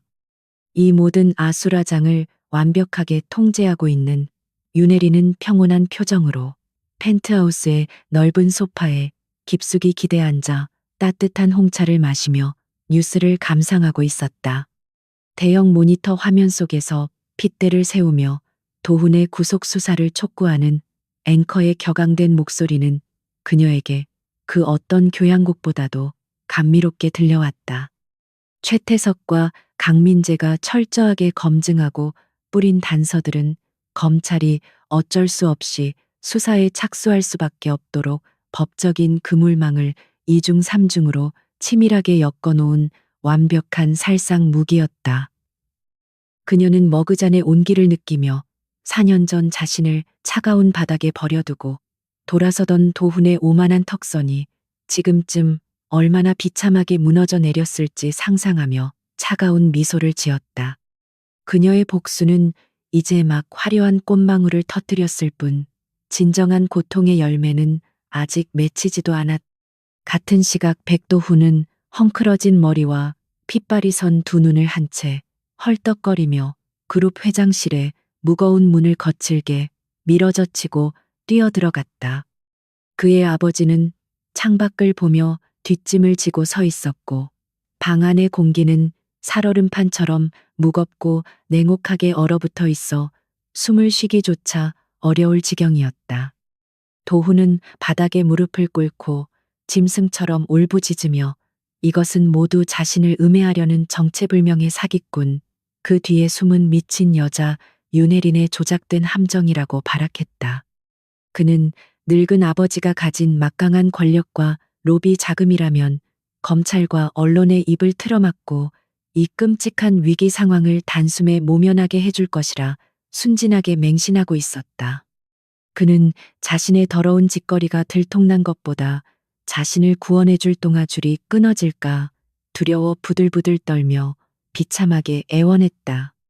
그러나 천천히 고개를 돌려 아들을 내려다보는 늙은 회장의 두 눈빛에는 일말의 부성애나 동정심 따위는 털끝만큼도 찾아볼 수 없는 차가운 뱀의 그것이었다. 그는 책상 위에 놓인 무거운 잿더리를 도훈의 이마를 향해 사정없이 집어던지며 평생 회사를 위해 피땀 흘린 자신의 업적에 똥칠을 한 멍청하고 무능한 자식 새끼라고 입에 거품을 물고 저주했다. 회장은 그룹의 존립 자체가 위태로워진 이 거대한 재난 앞에서 더 이상 구제불능인 아들 녀석을 감싸고 도는 것은 썩을 지고 불 속으로 뛰어드는 자살 행위임을 냉혹하게 판단했다. 그는 당장 도훈의 모든 직위와 그룹 내의 권한을 영구히 박탈하고 경영권 승계 후보에서 완전히 제명하는 극단적인 서류에 이미 서명을 마친 상태였다. 백도훈은 철저하게 내쳐진 사냥개였다. 자신의 이마에서 흐르는 붉은 피를 손등으로 훔치며 도훈은 도저히 믿을 수 없는 현실 부정으로 인해 입을 쩍 벌린 채 바닥에 주저앉았다. 평생을 기어오르며 남들을 짓밟고 차지하려 했던 그 찬란한 후계자의 자리가 단 한순간의 실수도 아닌 과거 자신이 벌인 여자의 치밀한 복수극에 의해 완벽하게 날아가 버린 것이다. 회장은 비서실장에게 당장 보안 요원들을 호출하여 이 끔찍한 오물덩어리를 회사 건물 밖으로 내쫓고 다시는 출입증을 발급하지 말라고 얼음처럼 차갑게 지시했다. 한때 황제처럼 군림하던 그룹의 집무실에서 양팔을 붙잡힌 채 비참하게 질질 끌려나가는 도훈의 등 뒤로 아버지의 냉혹하고 잔인한 선고만이 묵직하게 메아리 쳤다. 그의 세상은 완전히 끝장났다. 비 내리는 도로 위를 미친 사람처럼 달려서 도착한 곳은 그가 소라와 함께 살고 있는 초호화 펜트하우스였지만 그곳 역시 이미 지옥의 입구로 변해 있었다. 현관문을 거칠게 열고 들어가자 거실에는 값비싼 명품 가방과 보석들을 캐리어에 미친 듯이 쑤셔 담고 있는 한소라의 헝클어진 뒷모습이 보였다. 그녀는 어젯밤 파티장에서 겪은 끔찍한 수모와 오늘 아침 뉴스에서 터져나온 도훈의 완벽한 몰락을 확인하고는 가장 먼저 제 살기를 찾기 위해 도망칠 궁리를 하고 있었던 것이다. 도훈이 자신을 감옥으로 보낼 꼴이 자르기 희생양으로 삼으려 한다는 혜린의 섬뜩한 경고가 귓가를 맴돌면서 그녀의 이기적인 본성은 망설임 없이 도훈을 배신하는 쪽으로 빠르게 기울었다. 그녀의 눈에는 오직 챙길 수 있는 재물들만 가득했다. 피투성이가 된 얼굴로 비틀거리며 거실 한가운데로 걸어 들어오는 도훈을 발견한 소라는 놀라 비명을 지르며 챙기고 있던 캐리어를 황급히 뒤로 숨겼다.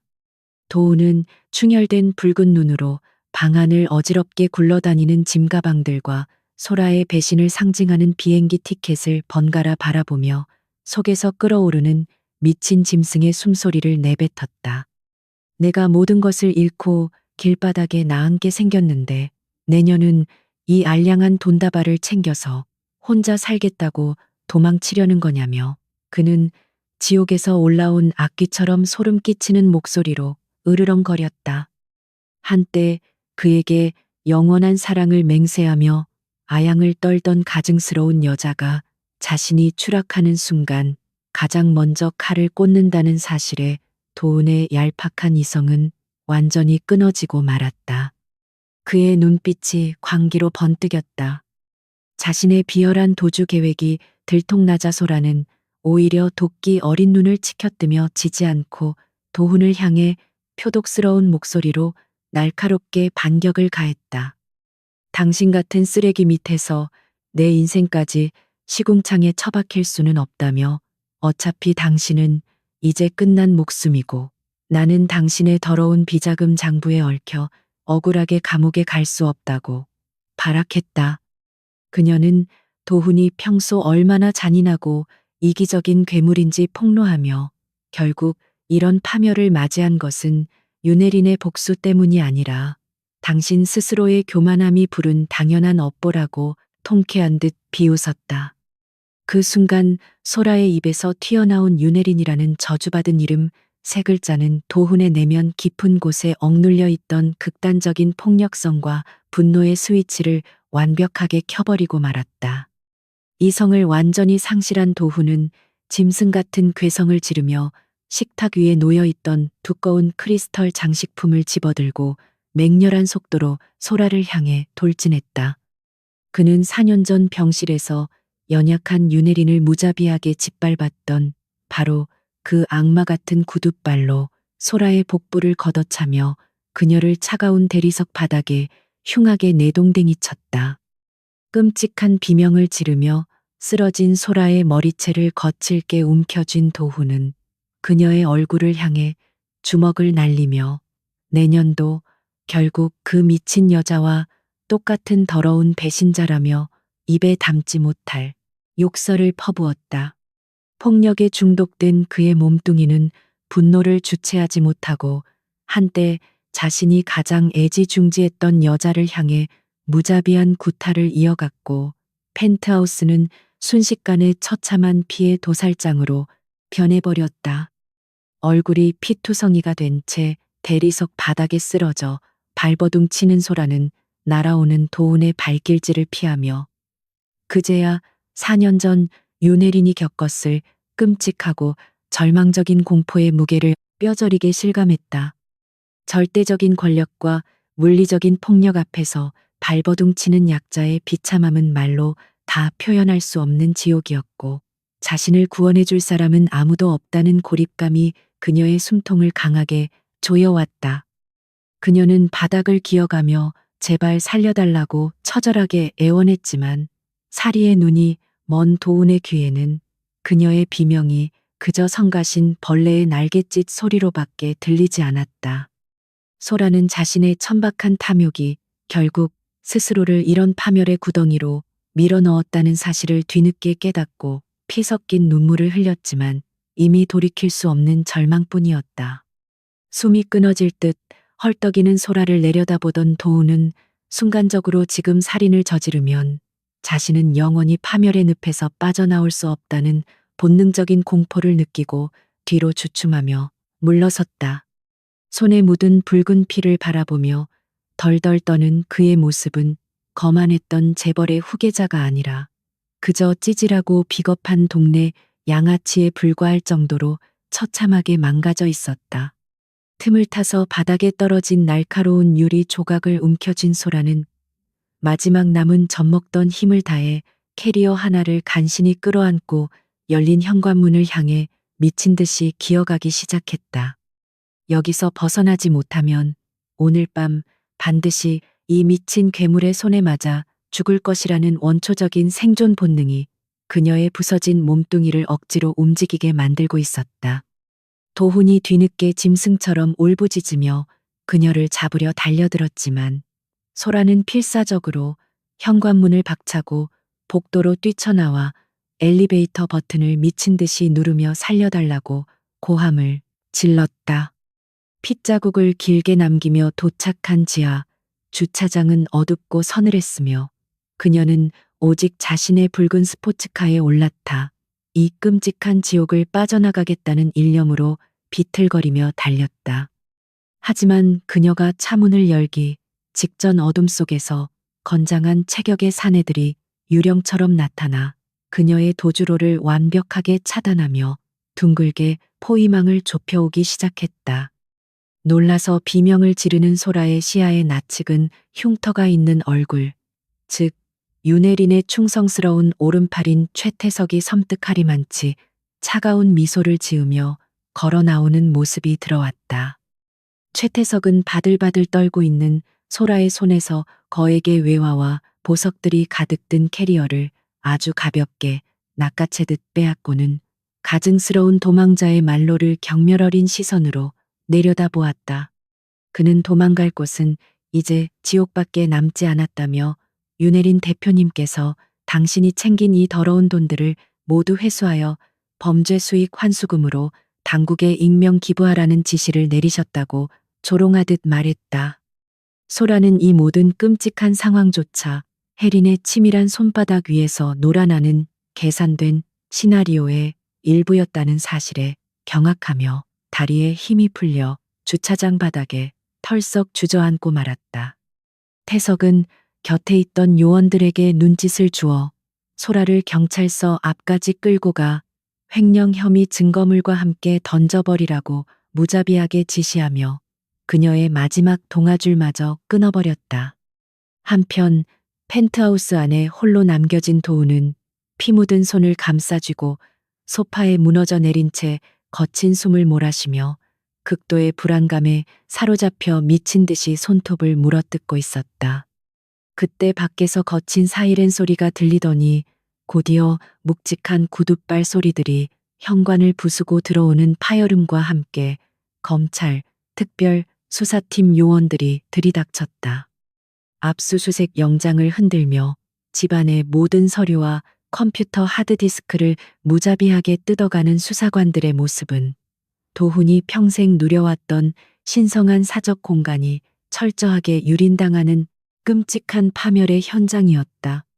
수사관은 얼어붙어 있는 도훈의 눈앞에 체포 영장을 들이밀며 비자금 조성 및 폭행교사 혐의로 긴급 체포하겠다는 차가운 법의 심판을 선고했고 도훈의 손목에는 차가운 금속, 수갑이 채워졌다. 이 모든 생생한 지옥도를 펜트하우스 거실에 교묘하게 숨겨둔 초소형 몰래카메라를 통해 실시간으로 지켜보고 있던 혜리는 무심하게 와인잔을 돌리며 고혹적인 미소를 지었다. 자신의 가장 소중한 것을 빼앗고 비웃었던 악마들이 서로의 목을 물어뜯고 배신하며 가장 추악한 밑바닥을 드러내는 모습은 그녀가 4년 동안 꿈꿔왔던 완벽한 복수의 훌륭한 첫 단추였다. 도훈이 수갑을 찬 채 기자들의 카메라 플래시 세례를 받으며 짐승처럼 끌려가는 꼴을 지켜보는 혜린의 눈동자에는 일말의 동정심이나 망설임조차 찾아볼 수 없을 만큼 지독하게 서늘했다. 그녀는 도훈이 이대로 쉽게 감옥에서 편안한 시간을 보내도록 내버려 둘 생각은 추호도 없었으며 진정한 지옥은 그가 재판을 받고 모든 재산을 몰수당한 뒤에 시작될 것임을 확신했다.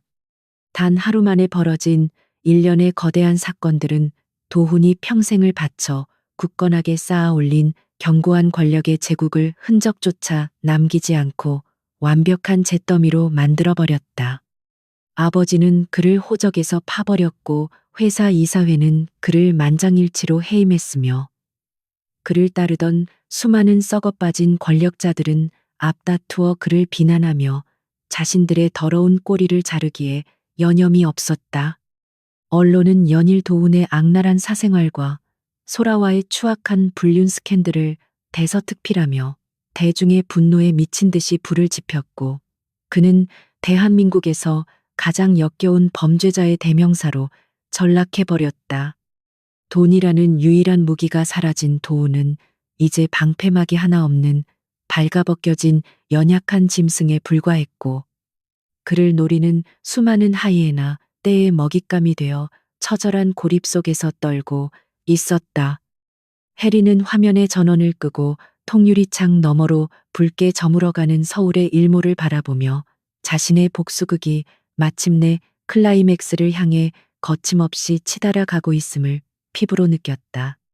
과거 병실에서 흘렸던 피눈물의 맹세는 이제 도훈의 완벽한 몰락이라는 웅장하고 잔혹한 교향곡으로 연주되어 그녀의 텅 빈 가슴 한구석을 기괴한 만족감으로 채워주고 있었다. 하지만 그녀의 목표는 단순히 도훈을 법의 심판대에 세우는 것이 아니라 그가 자신이 파괴한 영혼들 앞에 무릎을 꿇고 뼈저린 참회의 눈물을 흘리며 영원한 고통 속에서 살아가게 만드는 것이었다. 그녀는 최태석에게 은밀히 연락을 취해 도훈이 보석으로 풀려날 수 있도록 막대한 자금을 뒷구멍으로 투입하라는 도무지 이해할 수 없는 기괴하고 치명적인 작전 지시를 내렸다. 태석은 혜린의 뜻밖의 지시에 당황했지만 곧이어 이어진 그녀의 서늘한 부연 설명을 듣고는 등골이 오싹해지는 끔찍한 공포와 경외심을 동시에 느끼며 고개를 끄덕였다. 혜린은 도훈이 좁고 안전한 감방 안에서 형기를 채우며 도피처를 찾게 내버려 두는 것은 그 악마에게 너무나도 자비롭고 편안한 결말이라고 잔혹하게 말했다. 그녀는 도훈을 다시 세상 밖으로 꺼내어 그를 노리는 수많은 적들에게 무방비로 노출시키고 하루하루를 처절한 공포와 생명의 위협 속에서 피말리며 살아가게 만드는 진짜 사냥을 계획한 것이다. 길거리에 내몰린 채 단 한 푼의 돈도 없이 쫓기는 신세가 되었을 때 그 오만한 재벌 후계자가 어디까지 비굴해질 수 있는지 그 끝을 확인하는 것이 이 연극의 최종 목적이었다. 며칠 뒤 도훈은 영문도 모른 채 기적적으로 보석 허가를 받고 차가운 구치소 문 밖으로 걸어 나왔지만 그를 마주한 세상은 감옥보다 더 가혹하고 끔찍한 생지옥 그 자체였다. 그를 마중 나온 고급 세단이나 수행비서 따위는 당연히 존재하지 않았고 주머니에는 낡은 구치소 소지품 봉투 하나만이 초라하게 들려 있을 뿐 그의 얼굴은 수염이 덕룩한 늙은이처럼 초췌했다. 그가 한 걸음을 내디딜 때마다 어디선가 날아온 날계란과 오물들이 그의 얼굴과 값비싼 정장을 더럽혔고 성난 시민들은 그를 향해 침을 뱉으며 구역질 나는 저주를 쉴 새 없이 퍼부어댔다. 아무리 소리치고 위협해 보아도 그의 말을 들어주는 사람은 아무도 없었고 그는 처음으로 자신이 쥐고 흔들던 세상이 자신을 향해 등을 돌렸을 때의 끔찍한 공포를 뼈저리게 실감했다. 과거 은밀한 거래를 나눴던 정계의 거물들이나 유흥업소의 마담들에게 공중전화로 미친 듯이 전화를 걸어보았지만 그들의 반응은 한결같이 차갑게 끊어버리거나 경찰에 신고하겠다는 조롱뿐이었다. 도훈이 소유했던 모든 부동산과 차명 계좌는 검찰과 치밀한 공조 작전에 의해 모조리 동결되거나 압류되었고 그는 당장 오늘 밤을 피할 여관방 하나 구할 수 없는 비참한 알거지 신세로 전락했다. 배고픔과 추위에 떨며 화려한 네온사인이 번쩍이는 서울거리를 유령처럼 헤매는 그의 눈에는 화려했던 과거의 환영과 끔찍한 현재의 절망이 뒤섞여 광기에 찬 눈물이 흐르고 있었다. 그가 짓밟았던 수많은 사람들의 억울한 원혼들이 지금 길거리를 헤매는 그의 등 뒤를 졸졸 따라다니며 비웃고 있는 것 같은 소름 끼치는 환청이 그의 고막을 쉴 새 없이 때렸다. 쓰레기통을 뒤지다 지쳐 쓰러진 어두운 골목길. 한 구석에서 도우는 문득 자신이 이렇게 쉽게 보석으로 풀려난 것 자체가 누군가가 의도적으로 파놓은 더 끔찍한 함정이라는 사실을 뒤늦게 깨닫고 몸서리쳤다. 감옥 아니라면 최소한 밥은 먹고 누군가의 폭력으로부터 보호받을 수 있었겠지만 세상 밖으로 내던져진 지금의 그는 빚쟁이들과 원한을 품은 자들의 완벽한 사냥감에 불과하다는 끔찍한 진실을 마주한 것이다. 그 잔혹한 게임의 설계자가 바로 자신이 가장 무시했던 전처 윤혜린이라는 사실을 떠올린 순간 그는 극도의 공포에 사로잡혀 짐승 같은 비명을 지르며 자신의 머리카락을 미친 듯이 쥐어뜯었다. 그녀는 그저 돈을 뺏은 것이 아니라 그의 존재 자체를 철저하게 능욕하며 서서히 목을 조여오는 가장 무자비한 사신이 되어 그의 곁을 맴돌고 있었던 것이다. 그 시각 경찰서 조사실에서 넋을 잃고 앉아 있는 한소라의 모습이 저녁 뉴스 단신으로 흘러나오며 도훈의 파멸을 장식하는 또 하나의 비극적인 조각으로 세상의 유의거리로 던져졌다. 그녀는 횡령과 도주 혐의에 도훈의 비자금 세탁 공범이라는 치명적인 꼬리표까지 달린 채 징역형을 피할 수 없는 처참한 신세가 되어 짐승처럼 울부짖으며 자신의 억울함을 호소하고 있었다. 화려한 사교계의 여왕을 꿈꾸며 다른 여자의 피눈물 위에 자신의 성을 쌓으려 했던 천박한 허영심의 대가는 결국 좁고 차가운 교도소 독방이라는 잔혹하고도 완벽한 인과응보로 돌아왔다. 해리는 두 악마가 각자의 지옥에서 몸부림치며 서로를 원망하는 이 완벽한 결말을 설계한 자신의 치밀한 인내와 지략에 대해 차가운 찬사를 보내며 붉은 와인을 단숨에 들이켰다. 모든 권력과 돈을 잃고 벼랑 끝에 내몰린 백도훈의 발걸음은 마치 보이지 않는 끈에 조종당하듯 비틀거리며 아주 익숙하고도 끔찍한 과거의 장소를 향해 무의식적으로 이끌려가고 있었다. 그곳은 4년 전 그가 혜린을 무자비하게 폭행하고 그녀의 뱃속에 있던 아이의 생명을 잔인하게 짓밟았던 핏빛 기억이 서려 있는 그들의 오래된 낡은 신혼집 근처였다. 도운의 내면 깊은 곳에 숨겨진 죄책감이 그를 그곳으로 이끈 것인지 아니면 혜린이 쳐놓은 거미줄에 걸려든 불쌍한 먹잇감의 마지막 발악인지는 오직 하늘만이 아는 섬뜩한 운명의 장난이었다. 칠흑 같은 어둠이 깔린 텅 빈 골목길 끝에서 마침내 모든 악연의 고리를 끊어낼 피비린내. 나는 마지막 대면이 서서히 숨통을 조여오며 기다리고 있었다. 칠흑 같은 어둠이 내려앉은 낡은 골목길은 마치 도훈의 비참한 현재를 대변하듯 적막하고 서늘한 기운만을 뿜어내고 있었다. 며칠 동안 길거리를 헤매며 굶주림과 추위에 시달린 백도훈의 몰골은 과거 호령하던 재벌 후계자의 모습이라고는 상상할 수도 없을 만큼 처참하게 망가져 있었다. 찢어진 옷자락 사이로 스며드는 밤바람에 몸을 덜덜 떨며 그는 홀린 듯이 과거 윤혜린과 함께 살았던 낡은 주택의 대문 앞에 우두커니 멈춰섰다. 이곳은 그가 혜린의 복부를 걷어차고 그녀의 뱃속에 있던 자신의 핏줄을 잔인하게 짓밟아버렸던 그 끔찍한 사륙의 기억이 고스란히 남아있는 저주받은 장소였다. 녹슨 철제 대문은 누군가 의도적으로 열어둔 것처럼 작은 바람에도 기괴한 마찰음을 내며 삐걱거리고 있었고 도훈은 알 수 없는 강렬한 이끌림에 의해 천천히 안으로 발걸음을 옮겼다. 마당에 무성하게 자라난 잡초들은 마치 억울하게 죽어간 생명의 손길처럼 그의 바짓가랑이를 부여잡는 듯했고 그는 소스라치게 놀라며 발을 헛디뎌 진흙탕 속에 흉하게 엎어지고 말았다. 짐승 같은 거친 숨을 몰아쉬며 고개를 든 그의 시야에 들어온 것이 창문 너머로는 희미하고도 서늘한 불빛이 새어나오고 있어 그의 심장을 미친 듯이 뛰게 만들었다. 그는 본능적으로 이 집안에 자신이 그토록 두려워하고 동시에 증오하는 복수의 화신 윤혜린이 기다리고 있다는 사실을 직감했다. 현관문을 열고 집 안으로 들어선 도우는 4년이라는 긴 시간이 무색할 정도로 단 하나도 변하지 않은 거실의 서늘한 풍경에 압도되어 숨을 쉴 수조차 없었다. 바닥에 깔린 카펫부터 벽에 걸린 낡은 액자까지 모든 것이 그가 혜린을 무자비하게 폭행했던 그날 밤의 끔찍한 세팅 그대로 완벽하게 보존되어 있어 소름이 돋았다. 유일하게 달라진 것이 있다면 거실 한가운데 놓인 낡은 소파 위에 지옥의 군주처럼 서늘하고 우아하게 앉아있는 윤혜린의 압도적이고도 치명적인 자태뿐이었다.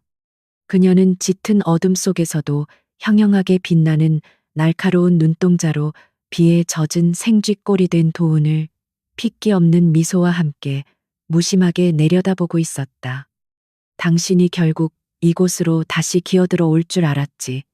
자신의 죄악이 묻힌 무덤을 잊지 못하는 짐승의 본능이란 참으로 얄팍하고 구차하거든. 혜린의 낮고 차가운 목소리가 텅 빈 집안의 공기를 가르며 도훈의 고막을 잔인하게 후벼 팠고 그는 그 자리에 얼어붙은 채 바들바들 떨기만 했다. 평생을 발밑에 벌레처럼 취급했던 여자가 이제는 자신의 생사 여탈권을 쥔 거대한 신이 되어 자신을 굽어보고 있다는 끔찍한 현실의 격차가 그의 이성을 산산조각 내고 있었다. 도훈은 목구멍까지 차오르는 비굴한 변명과 살려달라는 애원을 삼키며 애써 핏발선 눈을 부릅뜨고 그녀를 향해 악에 바친 짐승처럼 그르렁거리는 소리를 내뱉었다. 이 모든 끔찍한 파멸이 전부 내년이 꾸민 더러운 짓거리였다. 내가 그때 병실에서 내년의 숨통을 완전히 끊어버렸어야 했는데 그것이 내 유일한 실수였다. 도훈은 자신의 바지 주머니에 숨겨두었던 날카롭고 뾰족한 깨진 유리 조각을 덜덜 떨리는 손으로 꽉 움켜쥐며 미친 사람처럼 소름 끼치는 괴성을 질러댔다. 그는 이미 잃을 것이 아무것도 남지 않은 벼랑 끝의 상황에서 마지막 남은 얄팍한 자존심과 광기를 긁어모아 혜린의 심장에 치명적인 일격을 가하려 맹렬하게 돌진했다. 4년 전 연약했던 아내를 짓밟았던 그 잔혹한 폭력성이 다시금 그의 썩어빠진 피를 끓어오르게 만들며 비열한 사리로 번뜩이는 짐승의 눈빛을 만들어냈다. 하지만 혜리는 눈앞에서 미친 듯이 흉기를 휘두르며 쇄도하는 도훈의 모습을 보면서도 소파에 기댄 몸을 단일 밀리미터도 움직이지 않은 채 그저 서늘한 비웃음만 흘렸다. 도훈의 날카로운 유리 조각이 혜린의 목덜미에 닿기 직전 어둠 속에서 거대한 흑표범처럼 튀어나온 최태석이 무자비한 속도로 도훈의 손목을 꺾어버리며 뼈가 으스러지는 파열음을 냈다. 끔찍한 단발마의 비명과 함께 도훈은 들고 있던 흉기를 힘없이 바닥에 떨어뜨렸고 곧바로 이어진 태석의 묵직한 발길질에 복부를 가격당해 피를 토하며 바닥에 뒹굴었다. 훈련받은 최정예 요원들이 순식간에 나타나 도훈의 양팔을 뒤로 꺾어 제압했고 그는 짐승처럼 울부짖으며 발버둥 쳤지만 그들의 압도적인 힘 앞에서는 한낱 종이장처럼 무기력했다. 무자비하게 짓눌린 도훈의 무릎이 차가운 것을 바닥에 쾅하는 둔탁한 소리와 함께 강제로 꿀려졌고 그 위치는 정확히 4년 전 혜린이 피투성이가 되어 쓰러져 있던 바로 그 끔찍한 지점이었다. 혜린은 자리에서 천천히 일어나 특유의 우아하고 날카로운 구두 굽소리를 내며 고통에 몸부림치는 도훈의 턱 밑까지 다가가 서늘한 시선으로 그를 내려다보았다.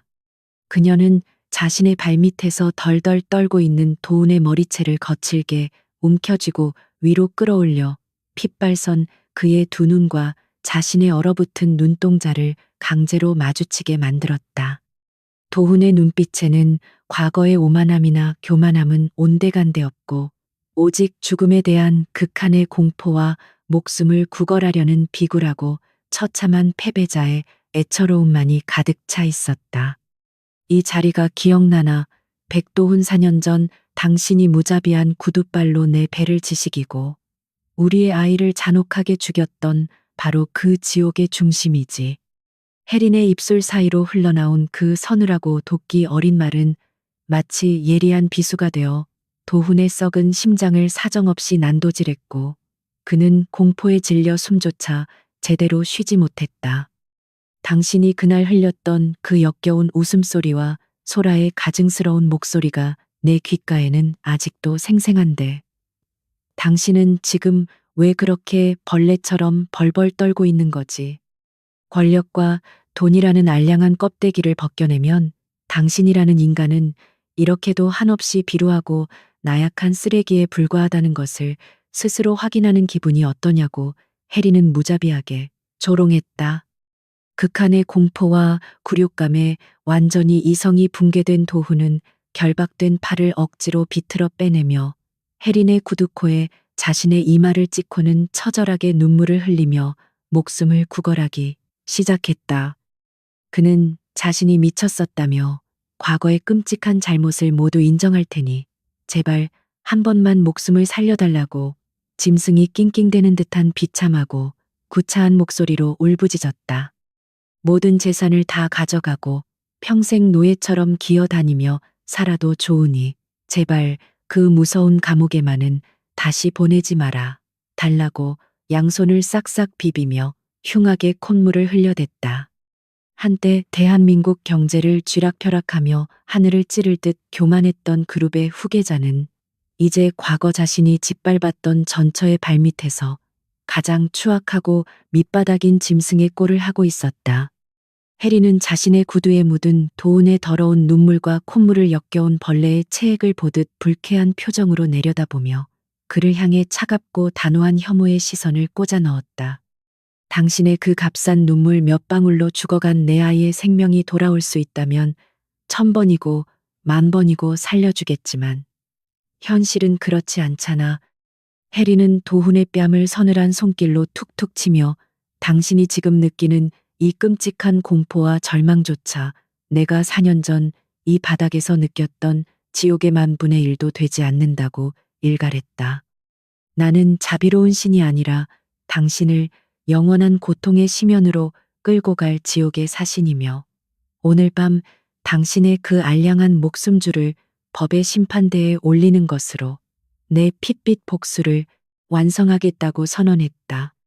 밖에서 요란하고 날카로운 경찰차의 사이렌 소리가 텅 빈 골목길의 정막을 거칠게 찢어밟기며 낡은 주택을 향해 맹렬한 속도로 다가오기 시작했고 붉고 푸른 경광등 불빛이 거실 간다. 창문을 흉기처럼 찔러댔다. 그것은 도훈에게 내려진 최종적이고 불가역적인 사형 선고의 나팔 소리였고 그는 사시나무 떨듯 발작하며 제발 숨겨달라고 태석의 바짓가랑이를 부여잡고 미친 듯이 발악했다. 하지만 태석은 일말의 동요도 없이 도훈의 어깨를 강하게 내리눌러 거실 바닥에 완전히 엎드리게 만들었고 요원들은 문을 열고 들이닥치는 중무장한 경찰 병력들에게 길을 터주었다.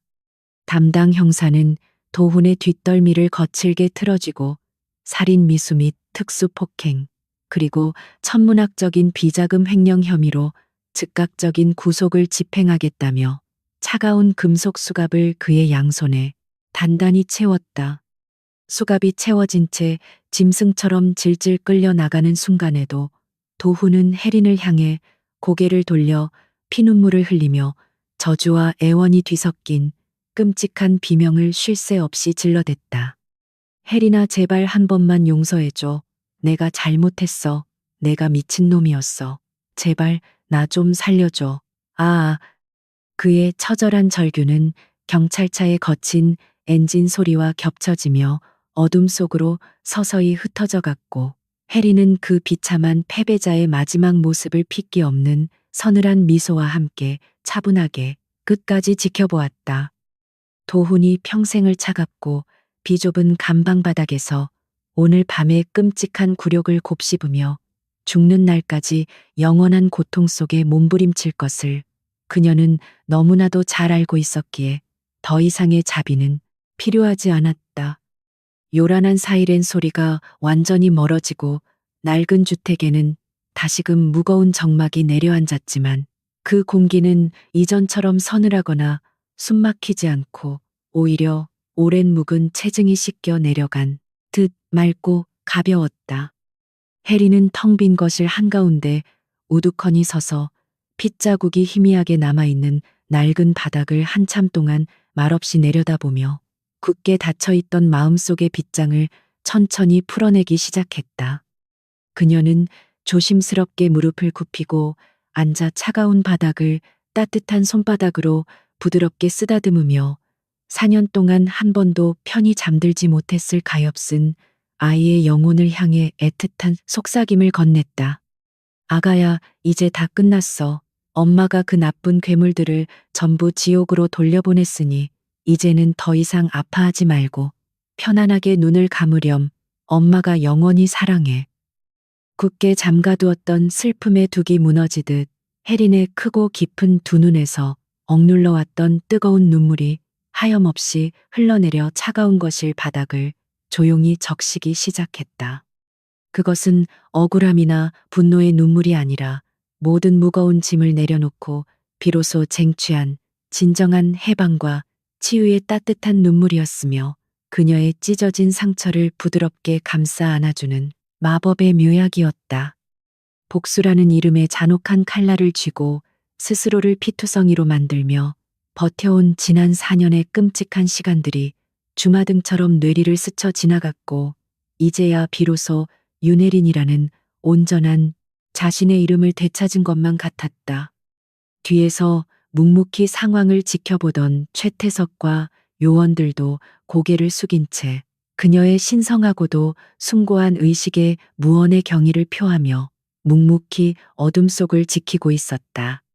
눈물을 닦아낸 혜리는 자리에서 일어나 몸을 단정하게 추스르고는 더 이상 일말의 미련도 없다는 듯 결연하고 당당한 걸음걸이로 낡은 주택의 현관문을 나섰다.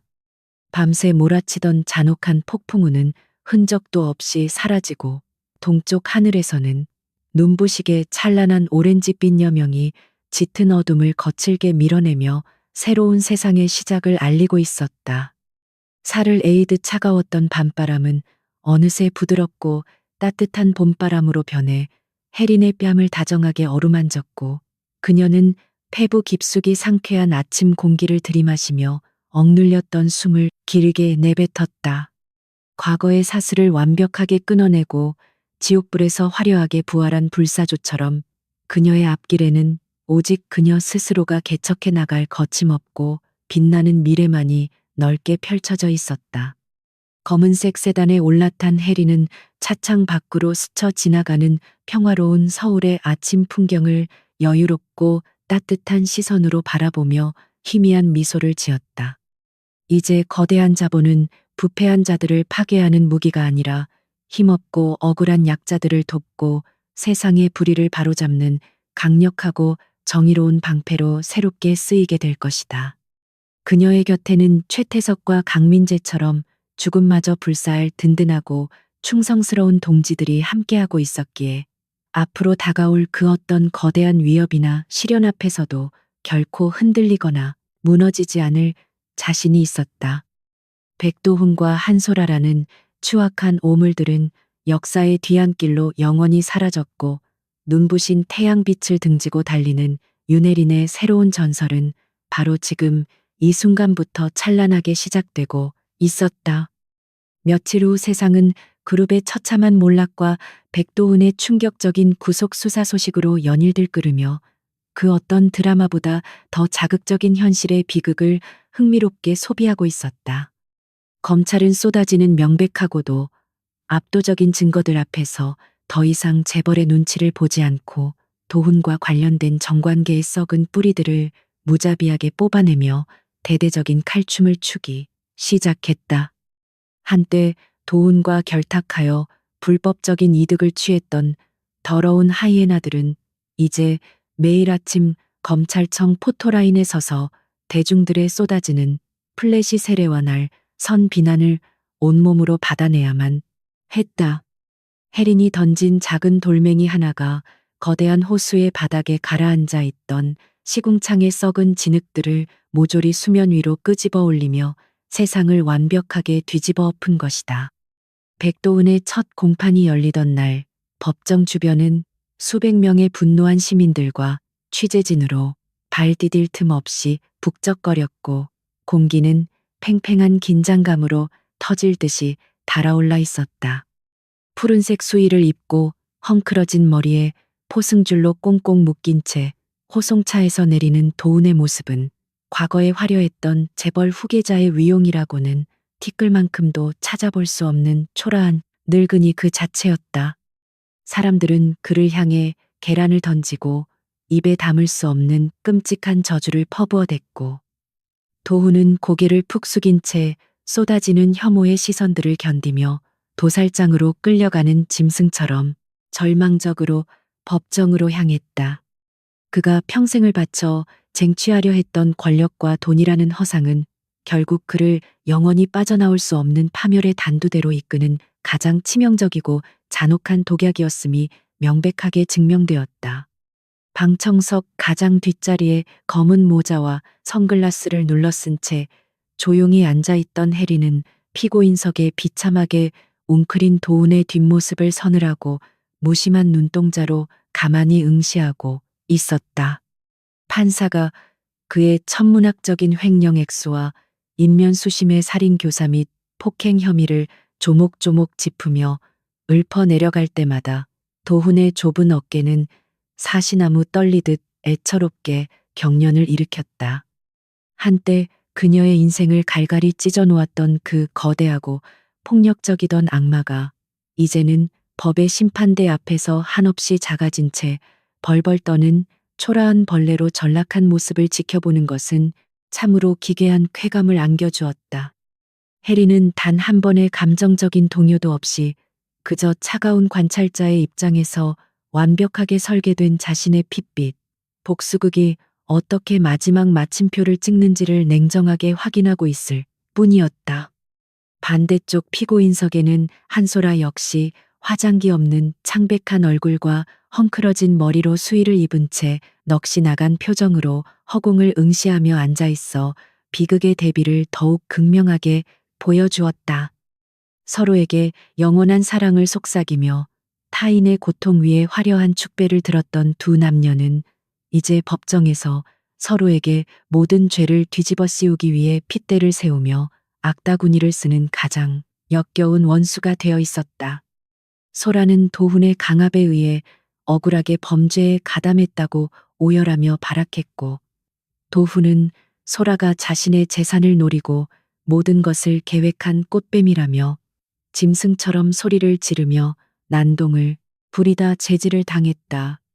그들의 그 천박하고도 이기적인 진흙탕 싸움은 방청객들의 허수음과 경멸을 자아냈고, 해리는 그 역겨운 삼류 코미디를 더 이상 지켜볼 가치도 없다는 듯 조용히 자리에서 일어났다.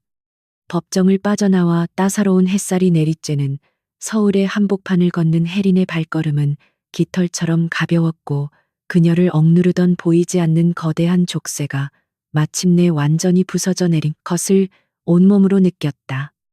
길거리의 전광판에서는 연일 그룹의 해체와 백도훈에게 선고된 무기징역에 가까운 무거운 형량을 알리는 뉴스가 속보로 쏟아져 나오며 그녀의 완벽한 승리를 세상에 널리 공표하고 있었다. 이제 윤혜린이라는 이름 뒤에 따라붙던 가엾은 피해자나 불행한 전처라는 비참한 수식어는 영원히 지워졌고, 오직 자신의 힘으로 거대한 제국을 무너뜨리고 정의를 실현한 압도적인 지배자로서의 수식어만이 남게 되었다. 그녀는 빌딩 숲 사이로 불어오는 청량한 바람을 맞으며 짙은 선글라스 너머로 맞고 푸른 하늘을 올려다보았고, 그녀의 입가에는 잔혹함이 아닌 진실하고도 따뜻한 미소가 부드럽게 번져갔다. 며칠 뒤 해리는 강민재와 최태석을 비롯한 핵심 요원들을 펜트하우스로 초대하여 그동안의 헌신과 노고에 감사하는 작지만 의미 있는 축하의 자리를 정성스럽게 마련했다. 고급 샴페인 잔이 부딪히는 맑은 소리와 함께 그들의 얼굴에는 기나긴 전쟁을 끝낸 자들만이 가질 수 있는 홀가분한 안도감과 서로에 대한 깊은 신뢰가 따뜻하게 묻어나고 있었다. 민재는 붉게 상기된 얼굴로 해린을 향해 잔을 들어 올리며 대표님 덕분에 지옥 같았던 과거에서 벗어나 새 생명을 얻었다며 평생을 바쳐 충성하겠다는 결연한 맹세를 눈물과 함께 바쳤다. 태석 역시 특유의 과묵하지만 든든한 미소를 지으며 앞으로 나아가야 할 올바른 방향에 대해 진지하게 의견을 나누었고, 그들의 연대는 그 어느 때보다 강철처럼 단단하고 굳건했다.